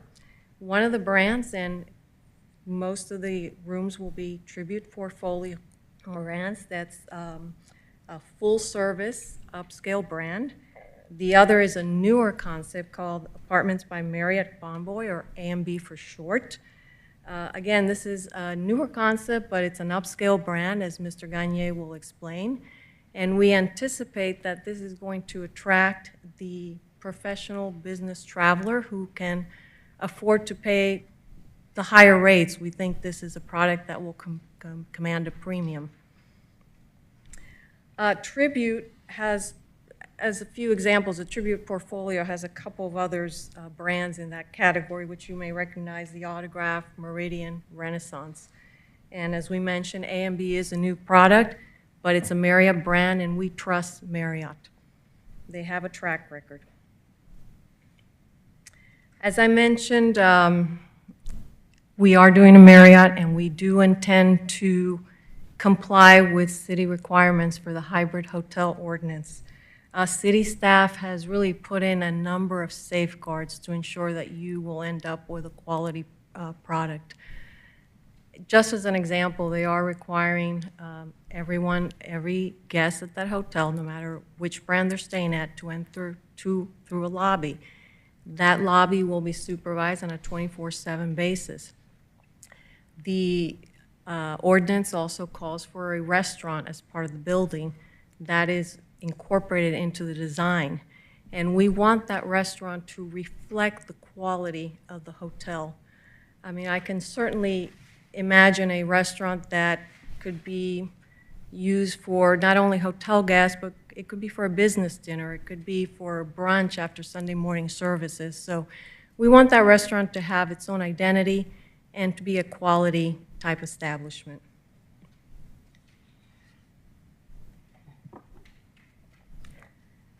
I think one very important point I just want to highlight, our desire really is to be a good neighbor. I've had a number of meetings with the folks from Futures Church and the Community Center parcel. They have expressed a concern about having convenient parking on Sunday mornings. We have proposed several operating solutions in our opinion. We have a declaration that we can use to enforce. It's a recorded document. And we have also gained consent from the office owner that they will agree to change that declaration so we could, for as an example, provide designated parking for church services on Sunday morning. Right now, the 3 parcel owners have to share that parking on a non-exclusive basis. I'd like to, if I could, just show you something on the screen here which gives that concept.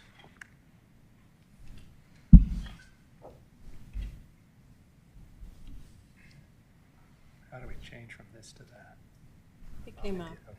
It came up.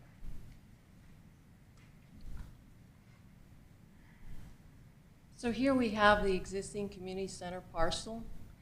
This is the hotel parcel. Do you have a microphone? There's a microphone get a little bit closer.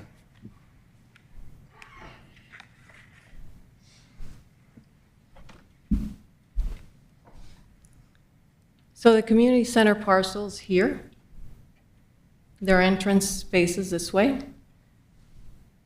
This is our parcel here. So one of the thoughts was, let's designate for Sunday mornings the spaces that are highlighted in front of their building, to the sides of their building, and for congregants who are coming to Sunday morning services, those spaces would be reserved for them. Another thought that we had talked about was maybe we ask the A and B guests to park exclusively on this side, again, with the idea that we get those guests away from the Sunday morning services to address their concerns. One of the things that we did in order to better understand how the parking lot was being used was to look at aerial photographs of Sunday morning services. We had 2 different aerial companies that went out. One was in August, 4 services in the month of August over 2 Sundays. We had September and October because I wanted to capture when families got back from vacations and children were back in school. And it does show that there is parking available. I've provided those pictures to you in packages that you have. But notwithstanding the fact that there is parking, we do want to be good neighbors, and we do want to come up with operational solutions that address their concerns.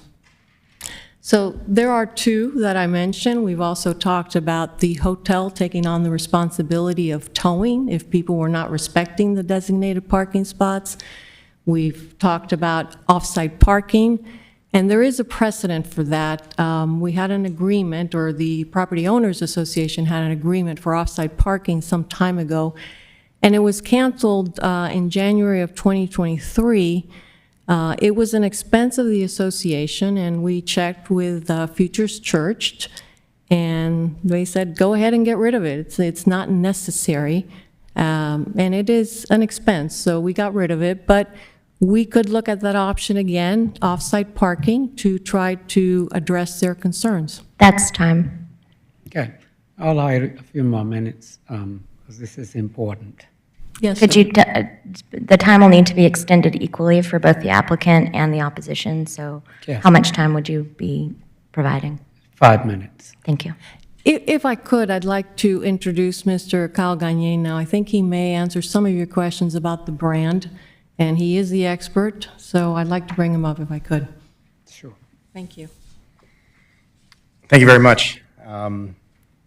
Good evening, Kyle Gagne, 4737 Woodland Book Court, Atlanta, Georgia, 30339. I'm the Vice President of Development for full-service hotels for the Eastern region for Marriott International. So I'm just going to walk you through a high-level overview of the two brands that are proposed for this project. I'm going to skip through the Tribute Portfolio brand because it seems as though the AMB brand has a little bit more questions to it, rightly so. But I will provide a little overview of Tribute.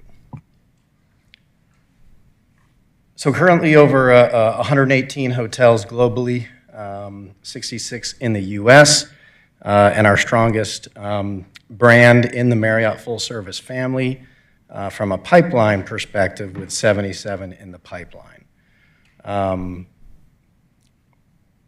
We have strong brand pillars for this brand. You create your own concept, your own identity, your own name. So it's really individualized, similar to the hotel at Avalon, similar to the Belliard Hotel down in Midtown, the Ellis Hotel, some of the other examples you've seen. So please know that we have standards in place that protect us, Marriott, our brand name, our brand family, protect you as the city, and offers the promise to the guest as they choose to stay with our brands.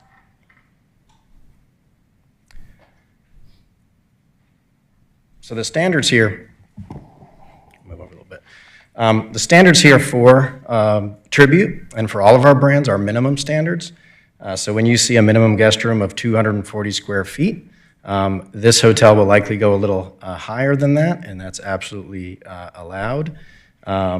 We have a fitness center minimum to ensure that guest satisfaction is achieved.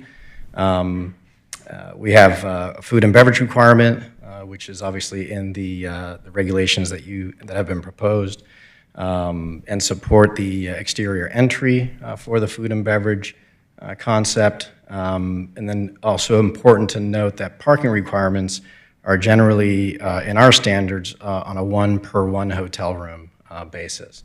That also, I don't have that in the Apartments by Marriott deck, but in that hotel brand as well, it's the same. So we have studio Apartments by Marriott rooms, 1 bedrooms, 2 bedrooms, and 3 bedrooms. So the parking would go accordingly. So a studio would have 1 requirement, a 1 bedroom, 1 requirement, and so on.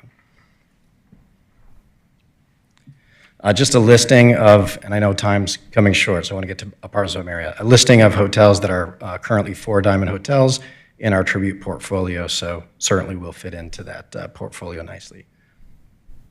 Apartments by Marriott. So first off, there's no leases. There's no leases that are signed. This is a hotel brand. This is booked just like a Marriott hotel, just like an Autograph hotel, just like a Tribute hotel. So I can stay for 1 night, or I can stay for 15 nights. What we're seeing from a standpoint of the thoughts of a guest and the data that we're pulling is that it will generally trend similar to our other suite products, which are Residence Inn, Town Place Suites, Spring Hill Suites, which are average of 3 to 5 nights.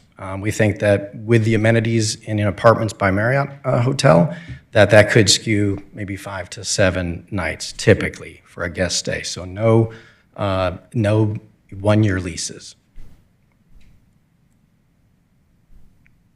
And then this is just some of the detail. I left some of these slides in. If we look through these, a lot of times you'll see just references to being premium or luxury in nature. And we have both of those options that can be developed, market-driven. So both premium and luxury fit the category that would pair well with Tribute and align with the 4-diamond rating.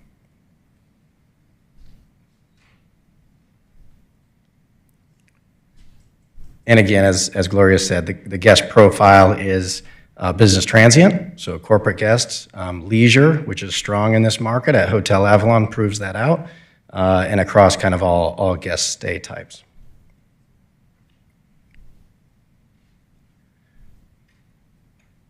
And again, some slides that are in our general presentation that talk about a select service hotel in our portfolio and how those limited standards are there. That's time. And how we have premium and luxury as well. All right, thank you. I'm sure the board is going to have some questions and. Just a process question. If we have questions about what he just talked about. You can ask any question you want. I can ask that now? This is up. Yeah, the questions don't count towards the time, so you Okay, could. Board's time doesn't count. New rules, I don't get them. Okay. That's why I mentioned it to the applicant. They can clarify some of the things. But it based needs on to the be questions asked Yes, and them yes. answering only the questions asked. So I'm a Marriott guy. I'm familiar with the Tribute brand. I've stayed at the Tribute in Macon. Could you just explain, and the background here is, in Alpharetta, not just in this room, but throughout Alpharetta, sometimes the word apartments and extended stay, I'm going to ask you a similar question on the apartment side. Some people raise their eyebrows at that, for good reason. But for Tribute, just real quick, could you give us a feel for down in the Macon market, what a typical hotel in Macon might cost per night versus your Tribute hotel?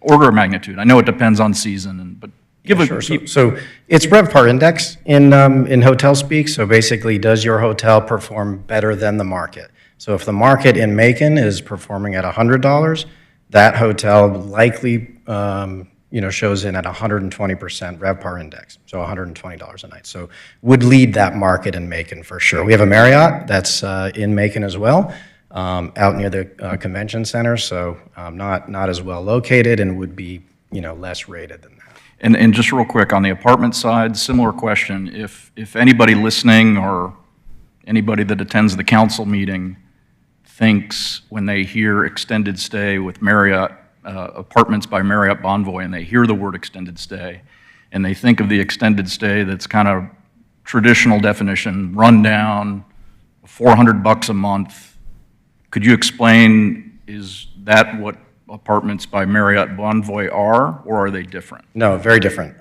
So new concept is what we keep talking about when we are promoting this brand. We have about 80 in the pipeline. It is on the premium luxury level of the offering, right, of a suite style offering. We have confused the markets by calling them Apartments by Marriott Bonvoy. It's not an apartment, it's not a lease. It is only an apartment in the look of the layout, to have a kitchen, to have a bedroom, to have a washer dryer. We thought of calling it ExecuStay, but we already had that brand out there. The important thing that the city and maybe residents will be happy to know is that name doesn't stand, just like Tribute Portfolio or just like Autograph. We call it the Hotel at Avalon. We don't call it the Autograph Collection. The Apartments by Marriott Bonvoy will have a name, and it will not be Apartments. You prompted one last question. Everybody here, or most people here in the community, are familiar with the Autograph Hotel at Avalon. Just a layperson here, but it seems like the Autograph brand and the Tribute brand are kind of sister brands as far as features, pricing, amenities. Is that accurate? Yeah, very accurate. Exactly the way we sell it. I have a question about the apartments. And have you put the 3-bedroom apartments in anywhere? We've only signed 3 deals. One of the deals is large in Kissimmee, Florida. So market driven, we have some 3 bedrooms there. Likely here, when it shakes out, we will not have 3 bedrooms, is my assumption, the way that it will shake out here. I don't want to limit the developer to not have that, but it will likely be studios, 1 bedrooms, 2 bedrooms. So I hear you. The 3 bedrooms it crosses a threshold. Yeah, for this market, I don't know if that's, we would need to look through it more and understand if that would be, appealing to the market, right? So it's not a requirement to have a 3-bedroom unit in our brand standards. There's a limit of studios you can have, which is 30% of the overall. So if we're allowed to have 45 total units, only 30% of those could be studios. So just for example, like let's say you had a longer-term person, but not a year. So they're here for 6 months, and they register their kids at all of our schools. And all those kids would then be deemed homeless because because their address is a hotel. Just saying, there would be ultimately an impact on schools if somebody used it for that purpose. Yeah, so generally... hold on, I'm sorry, but she's got to ask you a question. This isn't a time for dialogue back and forth. So if you have a question, please ask it, and otherwise, this is not a time for presenting. Oh, I do have a question. So in the 44 rooms, this was news to me that 30% are limited in studios, because I read very thoroughly. I did not see that listed. I did a deep dive on your Puerto Rican property, because I think that's the one that's currently up and running, and the others are in process of being built. I couldn't understand the mix of 3 bedrooms, 2 bedrooms, in that looked a lot like a lot of 2 bedrooms in that unit. Yeah. So mostly 2 bedrooms in that, 1 bedroom, and a few studios. It was a conversion opportunity. So it had already been built, and they came to us and wanted to be a hotel. And so with the limit, is that a self-imposed limit in your corporate brand, a 30% studio? Yes. Yeah. Our brand standards are 30% maximum inventory as studios. So if it's 100 rooms, only 30 can be studios. The rest have to be a mix of 1, 2, or 3. Okay, and then so what do you anticipate the 1 and 2 bedrooms to be? Probably split. Yeah, probably split. Okay, thank you. I have a quick question. Who makes the call what the mix is? Is it going to be Marriott or the developer? Before I answer that, I'd just like to clarify, we will commit not to doing 3-bedroom. We don't believe that's the market. Okay. Well, regardless, the question still stands.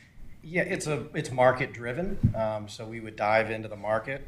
When a management company is hired, we would probably research the market, see if it made sense. But if there's a commitment to not do 3, we don't require a 3-bedroom. But is it Marriott management, or is it the developer who's going to decide what the ultimate mix of room types? Collaborative. Yeah, collaborative.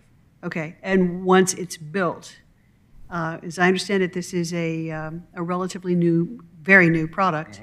You're still assessing the success. What happens if you decide that it's not a product you want to maintain any further? I don't think that would happen in the history of Marriott. We haven't shed a brand. We acquire more brands. So we've done enough research where, we just launched it and we have 100 kind of in the pipeline. So I'll see that as a failure. If in fact it did, hypothetically, they could just move those into the Tribute inventory, and it would be a Tribute portfolio hotel, because that brand's not going to, that's an established brand that, certainly would hold true. Sorry to restate, you're saying it would be converted from apartment-ish to hotel? If that brand failed? Yeah. Yeah, which is a hypothetical. The opportunity would be to bring those hotels into the Tribute, those hotel rooms into the Tribute inventory. Okay, thank you. Yeah. Any further questions? All right, no further questions at this time. I'm going to open the meeting for public comment, and we'll have time for rebuttal after that. Anyone in favor of this application, please come forward. Actually, the opportunity for in favor, you'd have to extend the time. The time expired for in favor. Yes. There's no one. There is no one? All right. We have a Kyle Williams Understood. in opposition. All right. Good evening, Mr. Chairman, Commissioners. I'm Kyle Williams. I'm a land use and zoning attorney down in Decatur, 312 Sycamore Street, Decatur, Georgia, 330. I appreciate y'all's time. I appreciate your good question. I appreciate your patience and your long service tonight with us.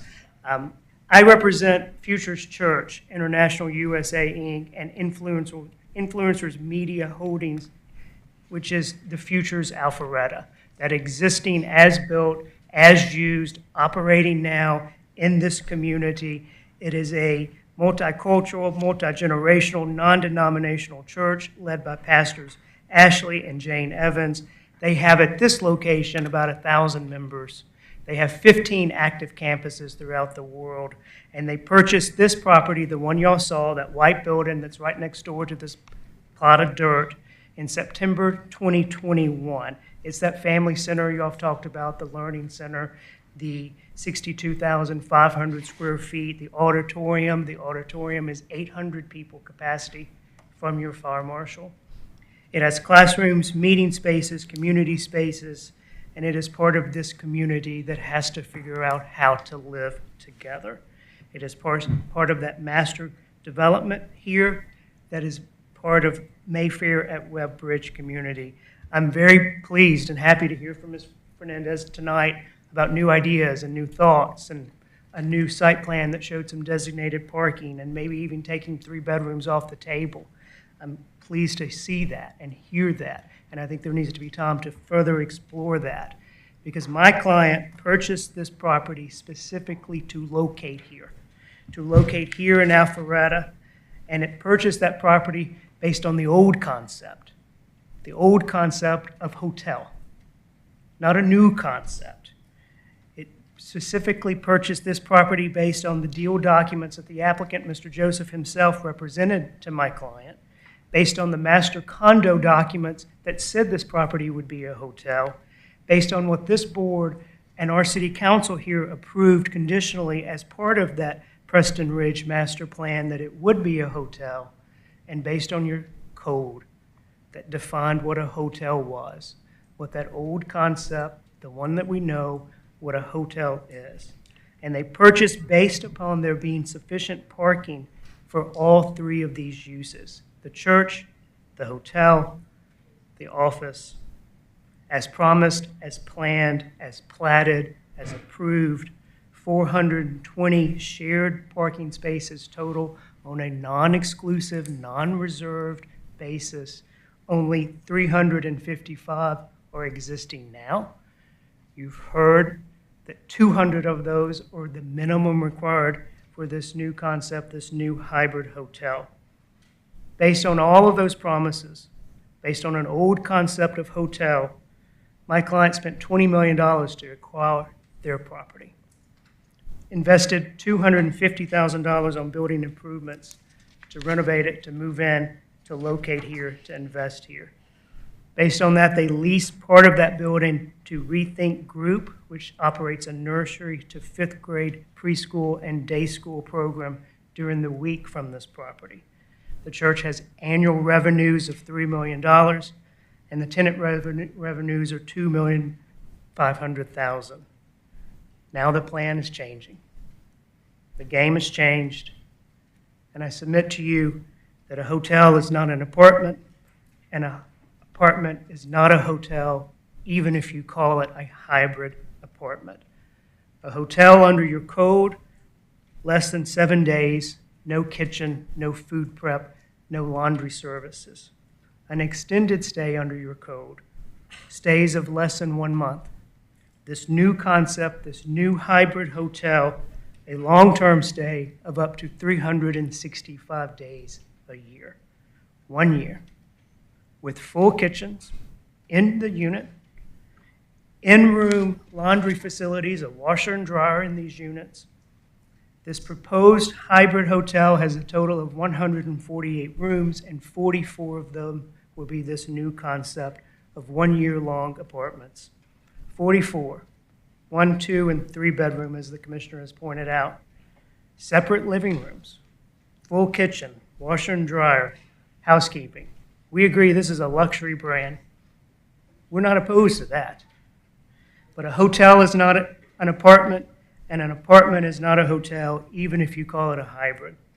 A hotel guest that's there for 1 night, 2 nights, 7 nights, much less likely to have a car.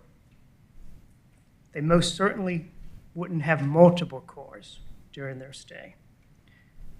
A one-year tenant of these 44 units that could have 3 bedrooms, especially this one, this luxury, this high-end, most certainly there will be a car.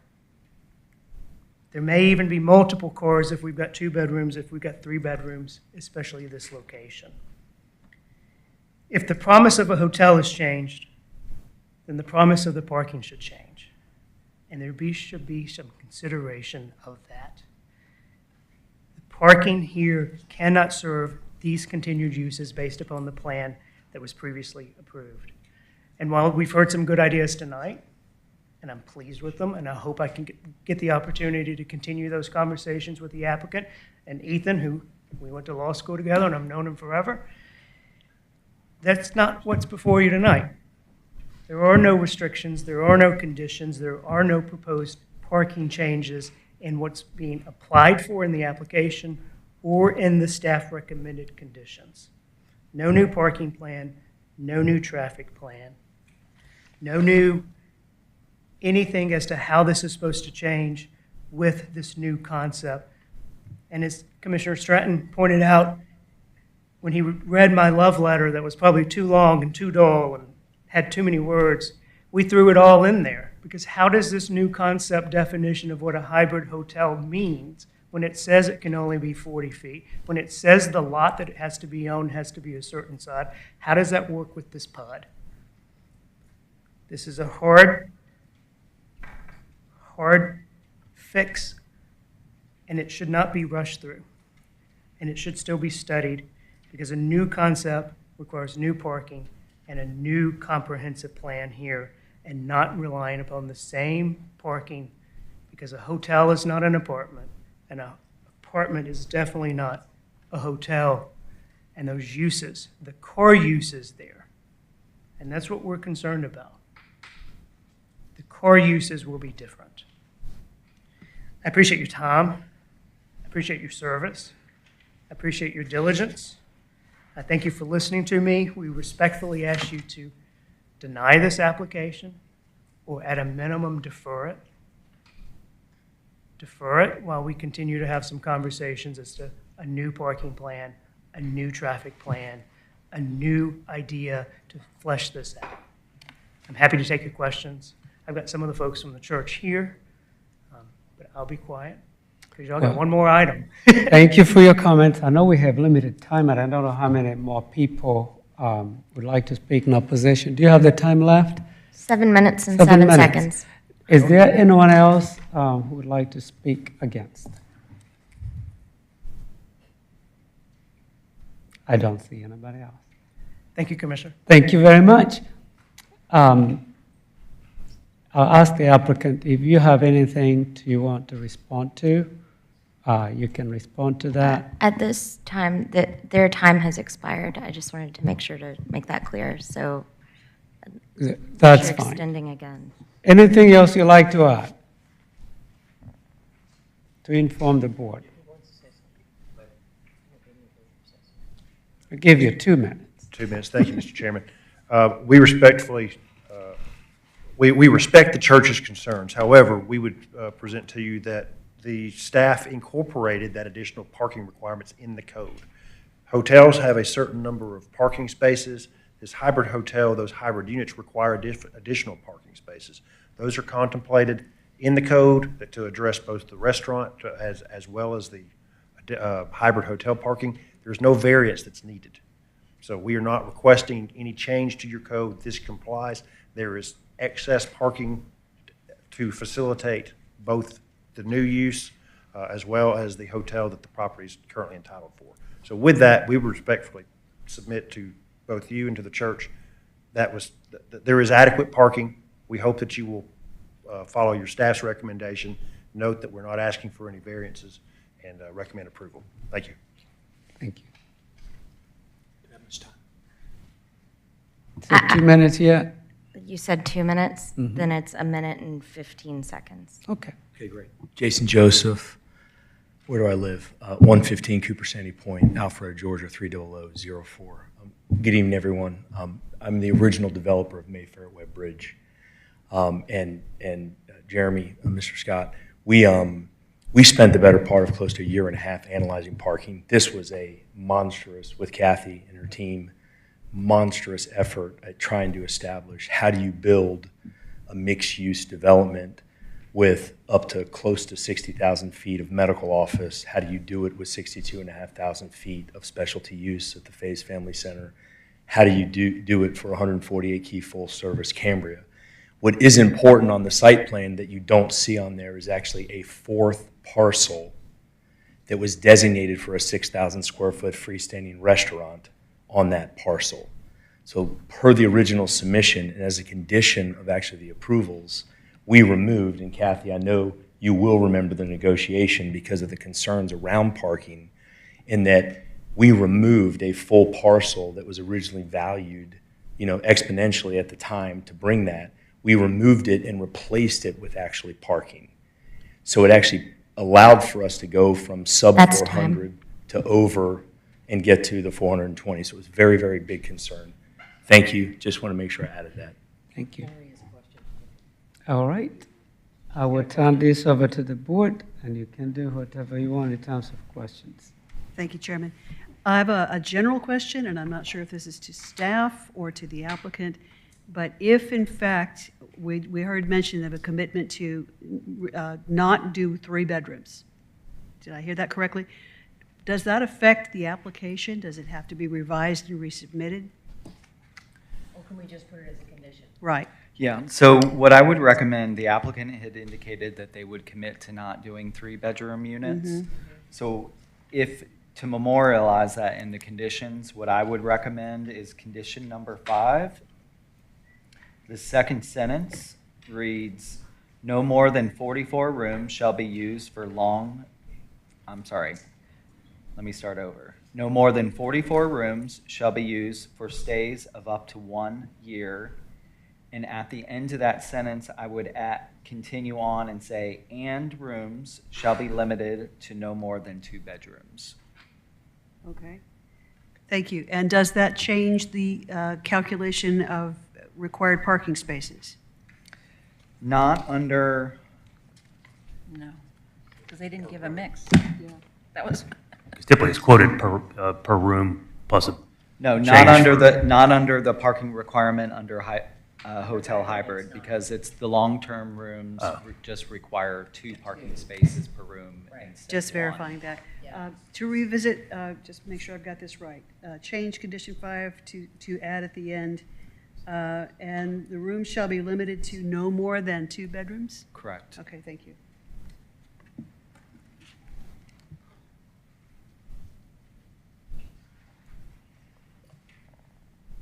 It's on the board for discussion and our motion. I'll share some thoughts, I guess. I guess where I'm coming out on this is, and I've tried to see this from all the perspectives, the applicant, the Faze Center, the church within the Faze Center.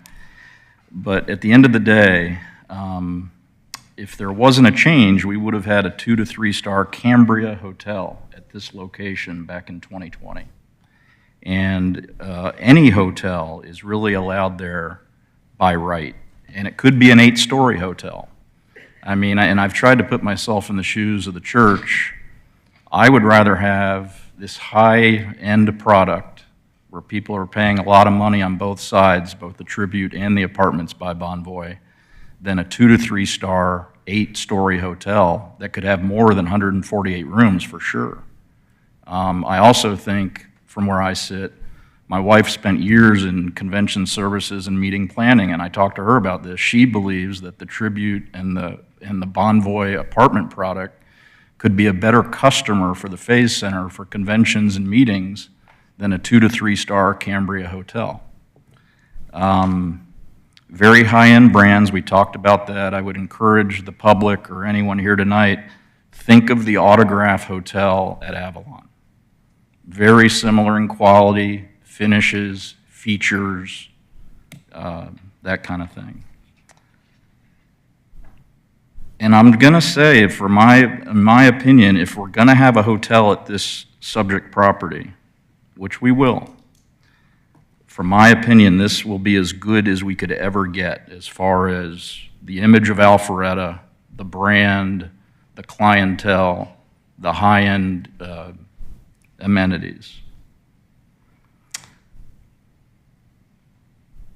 And the other thing I'll just mention, hybrid hotel is a new term for us and for the city, but the Tribute brand at Marriott is not a new concept. It just happens to be on the same property with Apartments by Marriott Bonvoy that came out, I believe, in 2023. So that brand is new, but relatively new, but it's not, you know, this isn't their first rodeo based on my research.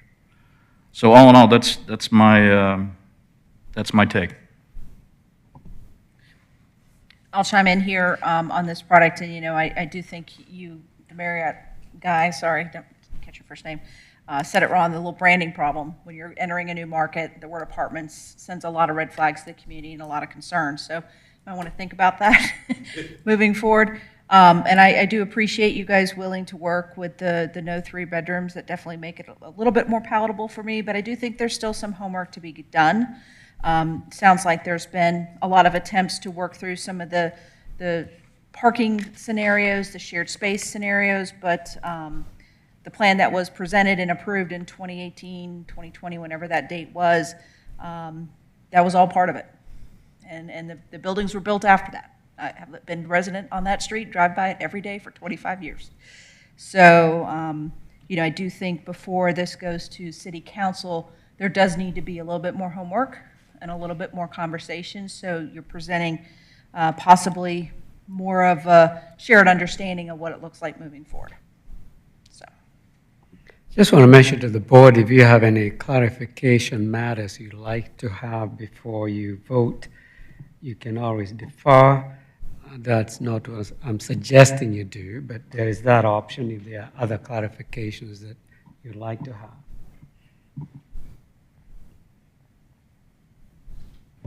I guess I'll go briefly. And thank you for some of that clarification on the parking.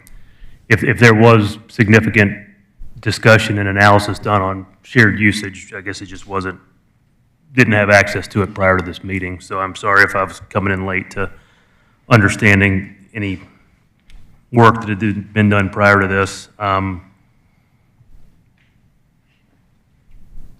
And not knowing all the behind the scenes of how the 420 space calculation came to be. Typically a shared usage parking analysis would be done and evaluating the different product types, which in this situation are, from a parking perspective, complementary types based on peak demand usage. You have a office product that's going to be used during the week from business hours, and you've got a hotel product type that's going to be peak demand during evening times, and you've got a church type that's heavy on Sundays and high holidays, but with a school that's going to be daytime usage as well. So, there's an analysis that can be done and shows when the peak demand usage is during every day of the week, and you compare that to the 420 to see, well, at what times do we have a stressor that perhaps meets or exceeds 420, and then you get together with the different stakeholders and you come up with a solution on how to tackle that potential stress point when and if it happens. So not being able to sit here and say I've been able to do the analytics on a shared parking analysis, which I've done before for clients. I can't say that 420 is adequate or inadequate based on what I've heard tonight. It seems that it could make sense. I guess if I had a wish list, it would be before this goes to council, that the parties come together and have a meeting of the minds and a... Can you, point of order, I see somebody standing in the audience. Once the public comment is closed, you cannot speak. So just want to make sure you understand that. You can continue. Oh, thank you, Mr. Chair. So I guess maybe my wish would be before this goes to council that the parties are able to come together and maybe come up with a more specific agreement on how the parking is going to work that's beyond the somewhat generic non-exclusive right to parking, which is, I think, vague to the extent that it could cause problems in the future. But I am very familiar with the product type. I do the valet and self-parking for the Bell Yard down in Midtown, so I know that parking situation very well. So I think it's an interesting development. It's a very good-looking property, also sympathetic to the needs of the church, and maybe hopefully a little more due diligence can be done between the parties to come to an agreement on how to use those 420 spaces. I think that's really the sticking point regarding the shared parking. And now, before you make a vote, you really need to understand what you're voting or recommending to City Council to approve. If there are sticking questions need to be clarified, it is best to allow more time to have that clarification, especially when you have a product like this. And you always want to have the support of your neighbors. So with that, I'll entertain a motion, or if somebody... Yeah, I'll make a motion, and I'll just say, as far as the parking, I'm going to support the staff recommendation that the parking was planned to be shared all along and the spaces to be shared are adequate. So I'm not a parking guy, and I'm going to put my trust and faith in that recommendation of staff. So I'm going to make a motion that we approve MP-24-09/CU-24-12 Alpharetta Hotel Holdings Hybrid Model - Preston Ridge Master Plan Pod H, subject to the conditions as read by Mr. Woodman. And I have an edit to condition 5 that at the end of the sentence that starts with no more than 44 rooms shall be used for stays up to 1 year, we add to that sentence, and rooms shall be limited to no more than 2 bedrooms. Second. A motion has been made and properly seconded. Any further discussion? Hearing none, all in favor, please raise your right hand. Motion carries. Sorry, we have to announce, it was 6-0, is that 6? Yes. 6, okay. 6-1. 6-1, thank you. Thank you, Commissioner. All right. Next item on the agenda, I think we are at the end of the, not the end of the last one. Where's my agenda? There it is. I know you've been sitting long, commissioners and staff, so we have one more.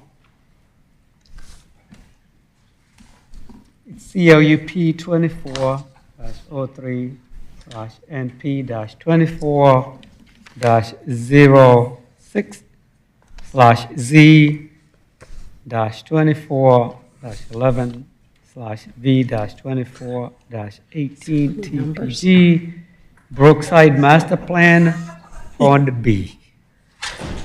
Thank you, Chairman. Did I miss something? I was reading. Missed the fun. So the item before you is shown to you, the location is shown to you on the screen. The request, if approved, would allow for the redevelopment of a 2-story, 105,236 square foot Class B office building to allow for 160 stacked flats on approximately 9.9 acres in the Brookside Master Plan.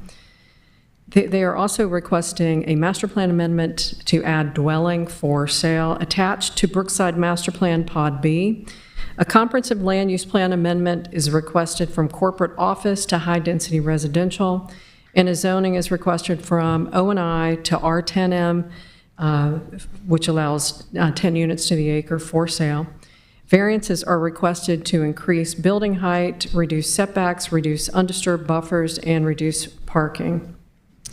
And I'll show you kind of what that Brookside area plan, we worked on that back in 2022. That was something that was brought to the Planning Commission as well as City Council, and it was actually adopted as part of our comprehensive land use plan. The reason that we looked at this 155-acre area is because we had some of the highest vacancy, office vacancy, within the city. So it was around 35%, and most of the city now is around 20%. So that was an area that we focused on to look at how could we show the development community that there's amenities, there are amenities here that could actually be a good place to live. So those were some of the things that we worked on. And as part of that, Pod B, which is the site that you're considering tonight with the 105,000 square foot building, it was located within Pod B. You can see here. So that was part of the Brookside property that we looked at to see what the future could be. And I'll put this up here too, just to remind everybody that there was 2 miles of existing trail within the Brookside master plan. So that's been there for several years since it was built in the 2001. So the Brookside Trail exists, a little over 2 miles of walking trail. Of course, it wraps around the 40 acres that is owned and operated by Georgia State. So there's also a very large educational component within the Brookside Master Plan. And then lastly, I just want to point out that there's a 30-acre park that is owned by the city, and we're working on some improvements to that park. So when we look at office parks and small area plans, of course, when we make recommendations, we want to make sure that it is a good place where people would want to live. And then that was reflected within our comprehensive land use plan.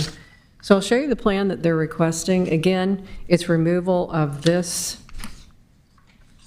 office building, if you're not familiar with what the building looks like. And here is the site plan that's proposed.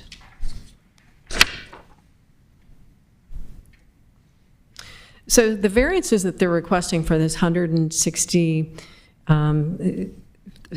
unit site are along Old Milton Parkway. So Old Milton Parkway is 65-foot setback, and some of the recommendations within the Brookside plan had recommended a reduced setback, especially along Brookside Parkway. Current setbacks are required at 65 feet. They're requesting a 20-foot setback along Brookside Parkway, and they would incorporate a 10-foot landscape strip, and as part of their included within their site plan is actually a public access easement that's running along the west side of the property. Within the Brookside plan, we'd actually shown that on the east side of the property. The west side makes more sense because there's an existing trail that they could connect to that wraps around Georgia State. I took another look at that today. You know, it's only about 3 feet wide, that trail that it would tie into, but it's highly used. A lot of people use that trail. There could be some improvements that are made while the developer, if the developer is approved, by using some impact fee credits as part of the improvements. They're also looking for a variance to the parking. With the parking that's required, a total of 374 parking spaces are required. They have 370, so it's a difference of 4 parking spaces. They had requested to put parallel parking spaces along the entrance, and this is the entrance that exists.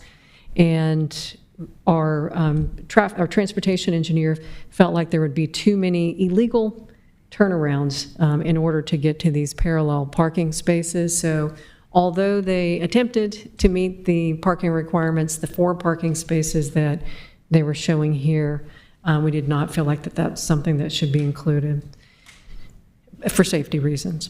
They also have an amenity area. They have the pool with the clubhouse, and I'll show you the elevations that they submitted, and I understand they're still working on some of the final details on the elevations. If you're looking here at these units here along Brookside Parkway, this is what the front of those look like. And then on the side, which is important to us, because you're going to see some sides. You're going to see some sides. Microphone went out. I'll get up here and talk. Where are you? Yeah.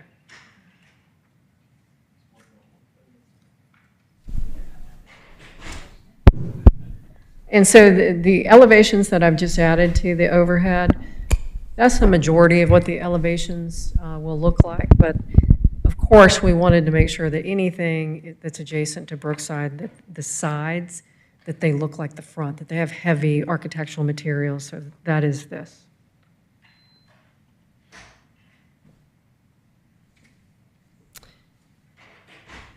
I'll bring up another variance that they're requesting, and it's really because of the right-of-way. So there's a jog, you can see it on the site plan.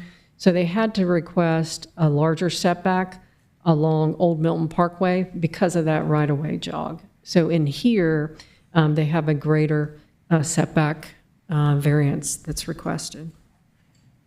We looked at the traffic. There's a reduction from residential from the existing office. We looked at schools. We sent the information to Fulton County Schools. It did come back that they could house from 9 to up to 69 school-aged children on the property.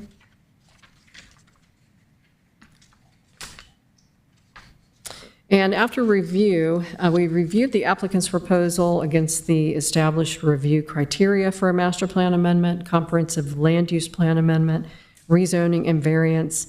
And the 2040 comprehensive plan identifies Old Milton Parkway, east of Georgia 400, the Brookside area as a priority area in need of redevelopment and promotes retrofitting and mixed-use patterns to create an activity node. So we are recommending approval with several conditions. We have 15 conditions. Number 1, the property shall be rezoned to R10M, subject to the site plan. 2, it deals with the architecture. 3, up to 160 dwelling for sale attached units permitted. Maximum building height of 3 stories and 47 feet. And I didn't mention that they were asking for a variance from the 35 feet. That is our maximum for residential. However, the Brookside plan would have allowed up to 60 feet, so we believe the 47 feet is certainly within what is permitted at Brookside. 4, dwelling for sale attached shall be added as conditional use in Brookside Master Plan B. 5 states that the development shall comply with the parking requirements. 6, the building setbacks. 7, new internal streets. 8 requires open space that's shown to be included. 9, the retaining wall shall receive architectural facade treatment and be heavily landscaped. And of course, retaining walls visible from developed areas exceeding 16 feet in height shall be terraced with landscape areas between terraces. And 10, minimum 15-foot planted buffer shall be provided along the east property line. Minimum 25-foot planted buffer shall be provided along the west property line. Development shall not be gated. 12, developers shall provide a stairway access from the site to the sidewalk along Old Milton Parkway. And 13, a developer shall provide a traffic calming enhanced pedestrian crosswalk on Brookside Parkway. That's here, crossing over to that existing trail. 14, developer shall improve a green pedestrian connection along the west side of the property. That's what they're showing here. And then 15, and then also add string lighting at the entrance and identify that as a public access. And 15, developer shall identify a project in the Brookside small area plan and implement the project in exchange for impact fee credits. And it says as approved by staff, but anytime there's a developer's agreement, we would have to identify the project, and then that would be approved by council as part of a developer's agreement.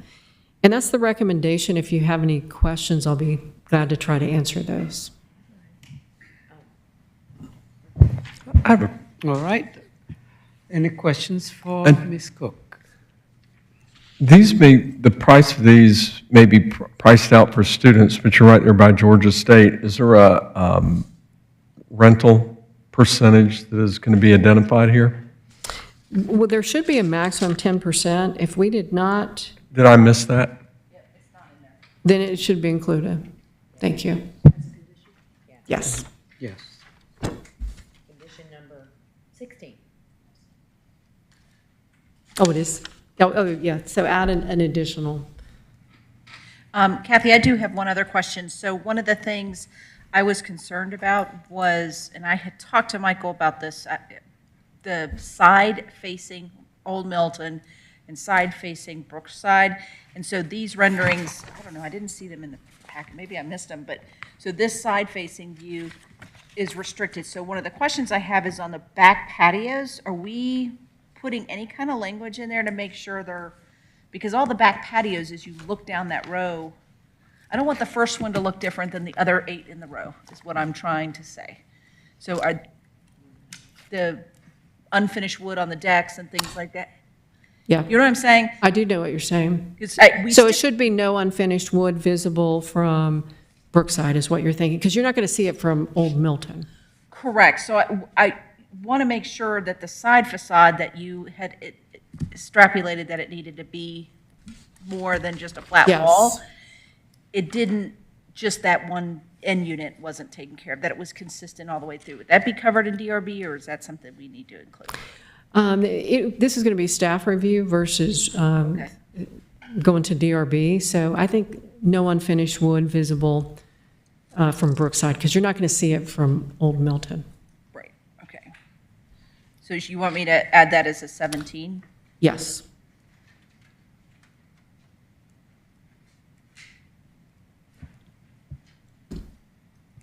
And then I had a quick question, Kathy.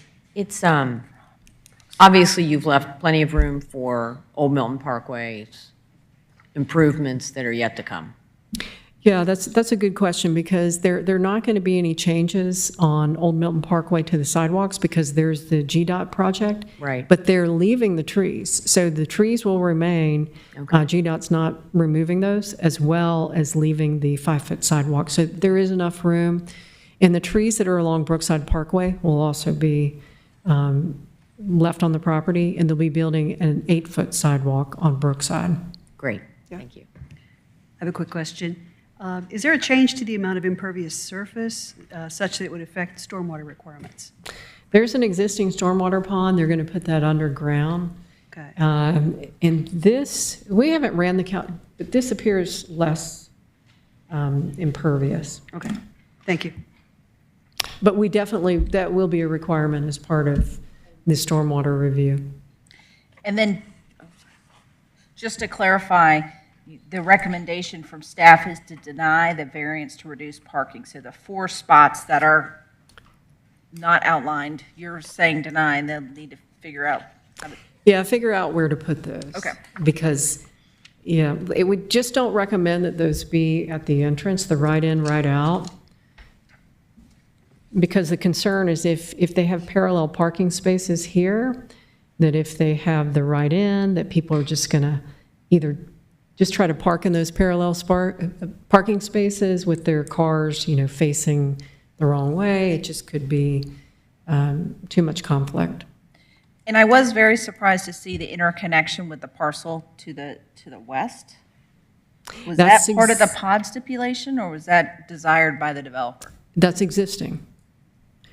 Oh, So to that's, the, okay. yeah. So that's existing over there to the assisted living. Yeah. And the detention pond's here, so by putting that underground, he'll be able to create that public access and more green space. Any further questions? No further questions? Thank you. All right. Going to ask the applicant to come forward and make a presentation.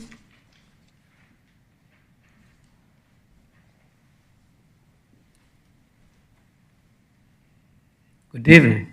Good evening, Mr. Chair and Been Commissioner. here for Sorry a about while. that. Got a little bit too close to the microphone. But good to wake everybody up after this late meeting. My name's Alex Brock with Smith Gambrell Russell. I'm the land use attorney for the applicant. Office address is 1105 West Peachtree Street, Atlanta, Georgia. Here on behalf of the Providence Group of Georgia. And with me tonight, I have representatives from the Providence Group. I am going to briefly touch upon a few aspects just to highlight some of the zoning issues on the property. I think Director Cook did a good job, a thorough job of going through a lot of the complications of the site, how the site has come to be today. But I wanted to note a few things. As was stated, the Brookside Master Plan was developed in 1997. This site was constructed in 2001 as office building. Fast forward 23 years, the office market has changed dramatically, where the demand for Class B suburban style office has pretty much vanished. The current building is 100% vacant. Brookside has one of the highest vacancy rates in the city. What the Providence Group is envisioning is transforming that into 160 townhome units. This is in alignment with the city's long-term goals for this area, in particular for the Brookside small area plan, as well as the comp plan notes redevelopment of aging office uses into a more walkable, mixed-use type of pattern for development. And what this does is introduce for-sale product, residential product, into an area that's otherwise commercial and office oriented, which adds that mixed-use elements to it. I was going to go through some of the Brookside Small Area Plan requirements, but I believe Director Cook did a very good job of covering that, particularly with the walkable trails and the accessibility that we were proposing for the area. So with that, at this point, I'll keep my presentation brief, but I'd like to let Mr. Warren Jolly with the Providence Group speak more upon the development itself. Thank you, Mr. Chairman, members of the commission. Warren Jolly, President of the Providence Group. It's been a late night, so hopefully we'll get done quick. So one thing I want to make sure you guys understand, the product here are really stacked townhouses. When we did Milton Park, across from Emily's apartments, to the right are some stacked townhomes that we built back 20 years ago. We built maybe over 1,000 of these throughout Atlanta, and we built them actually at Maxwell. There's some, but this is a new concept, new elevations. I think we're in agreement with staff on the conditions and also on the elevations. We met just earlier on the colors. And the big thing with us is that these are condominiums, and condominiums have a lot of liability in the product for class action lawsuits, and they're hard to build, they're hard to get insured, but they're a great housing type because they offer affordability in smaller units. So each of those units on that site plan are actually 2 units in that building. So it looks like a high-end townhome. There's actually 2 units. There's a door in the front, and then there's a door on the side. They're very unique. But to your point about the exterior quality, all these have hardy, very manageable product to maintain. They're all maintained by the HOA. So the HOA maintains the roofs, all the exteriors. So everything gets done at the same time. Not only that, the yards are all maintained. So everything's maintained by association. We're used to doing all our projects that way. Even our single-family detached lots that we've done in Alpharetta are that way, because you don't want to see somebody maintaining one yard, not maintaining the other. So it's a high-end product, high-end finishes on the exterior, very low maintenance. We do think we're going to get students, younger professionals. That type of buyer, they do have some stairs involved in them. So you normally see that buyer when you see that.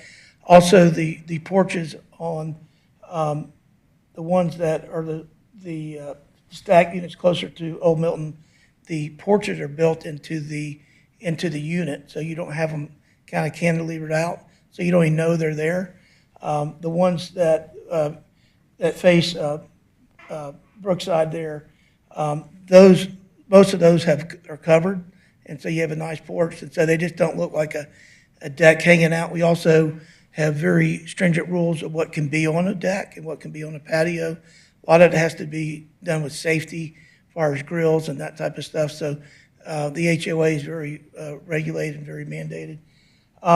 If there's any question else about the product or anything else, I think we really agreed with, spent a lot of time with staff, and I think they did a good job presenting. So if there's any questions, I'll be more than happy to answer. Thank you. What is the price point? We're hoping that we should be in the mid-4s. Every unit there's 2 in each building. So you have a smaller unit, square footage, and then the upper unit normally has a little more square footage. They all have a 1-car garage. They all have one parking.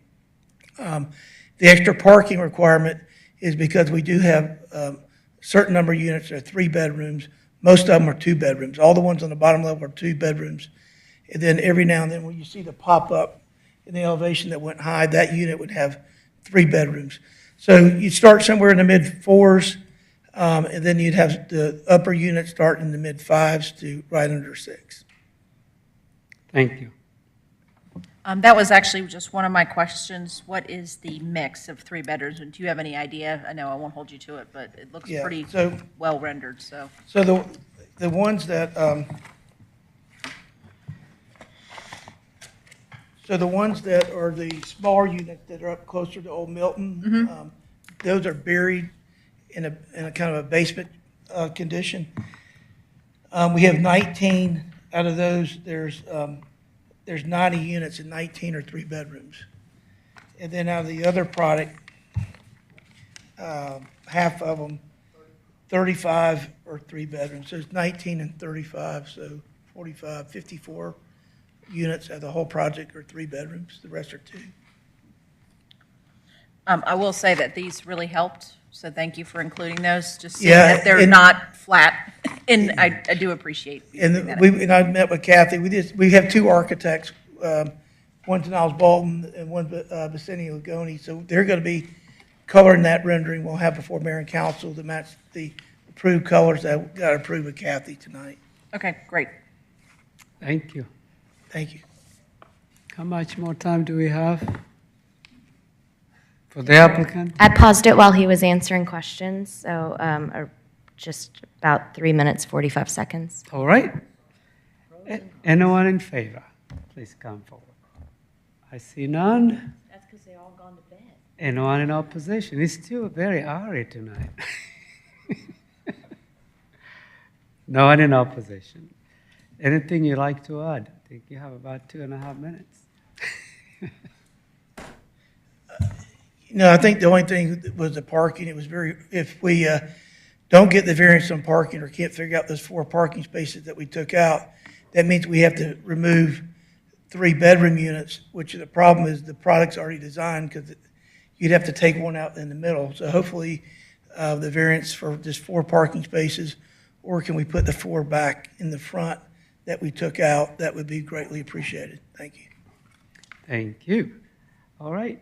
I am going to turn this over to the board for discussion and our motion, but I'd like to just make a quick comment to really compliment community development with the way you prepare us for these meetings.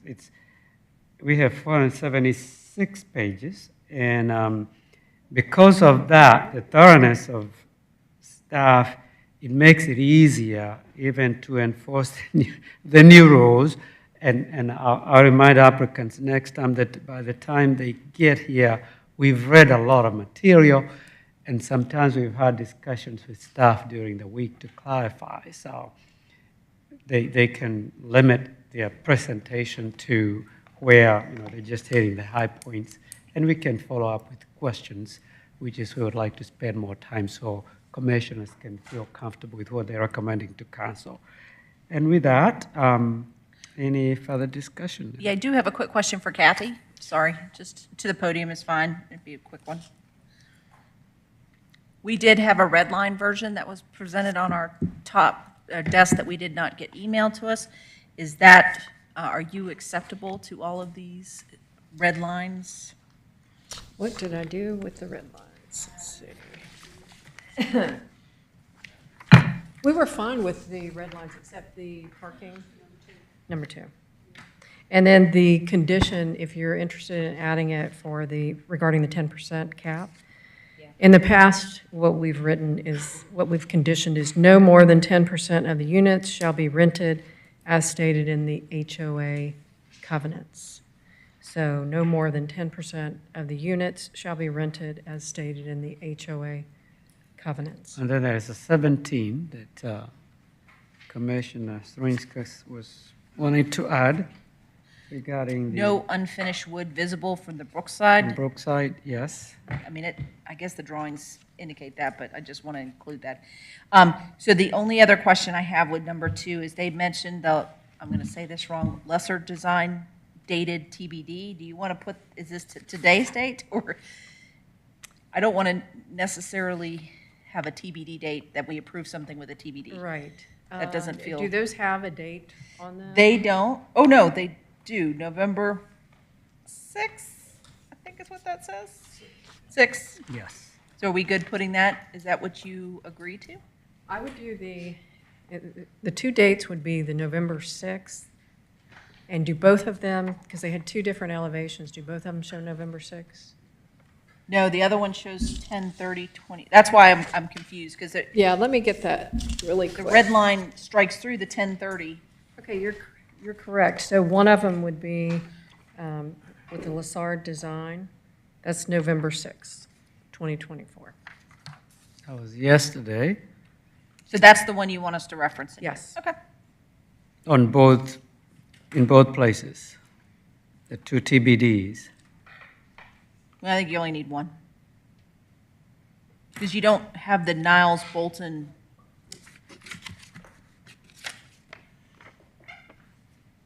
You're saying not include this one. There's two architects, two dates. I just Yeah. want to say it right. Sorry.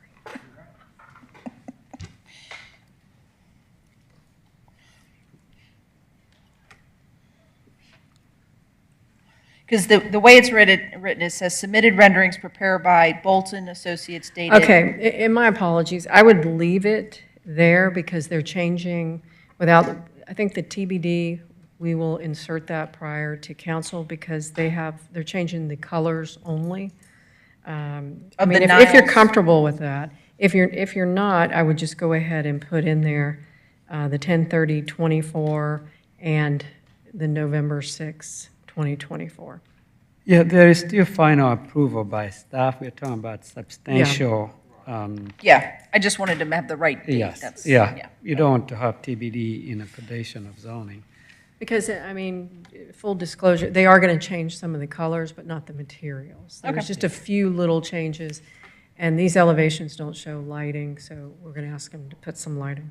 I think the substantial compliance is a staff determination. So once we have a date, then they know what to do. That was it for me, sorry. You can read it now, and if you want to make a motion. All right, okay, so I'd like to make a motion to approve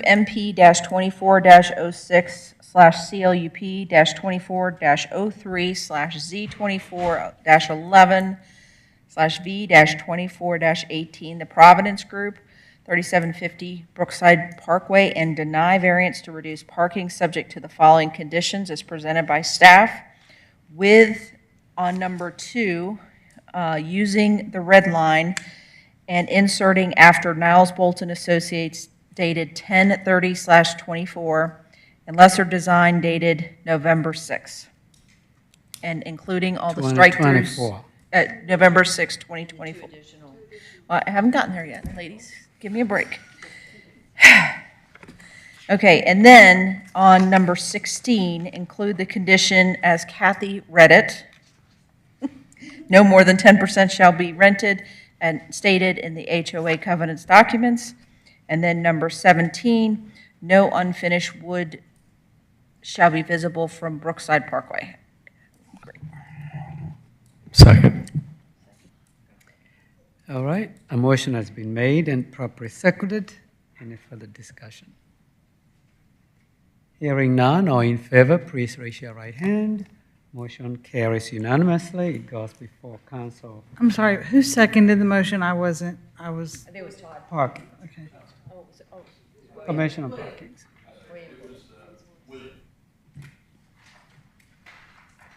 All right, anything else the board wants to talk about? You still have 6 to 7 hours of sleep.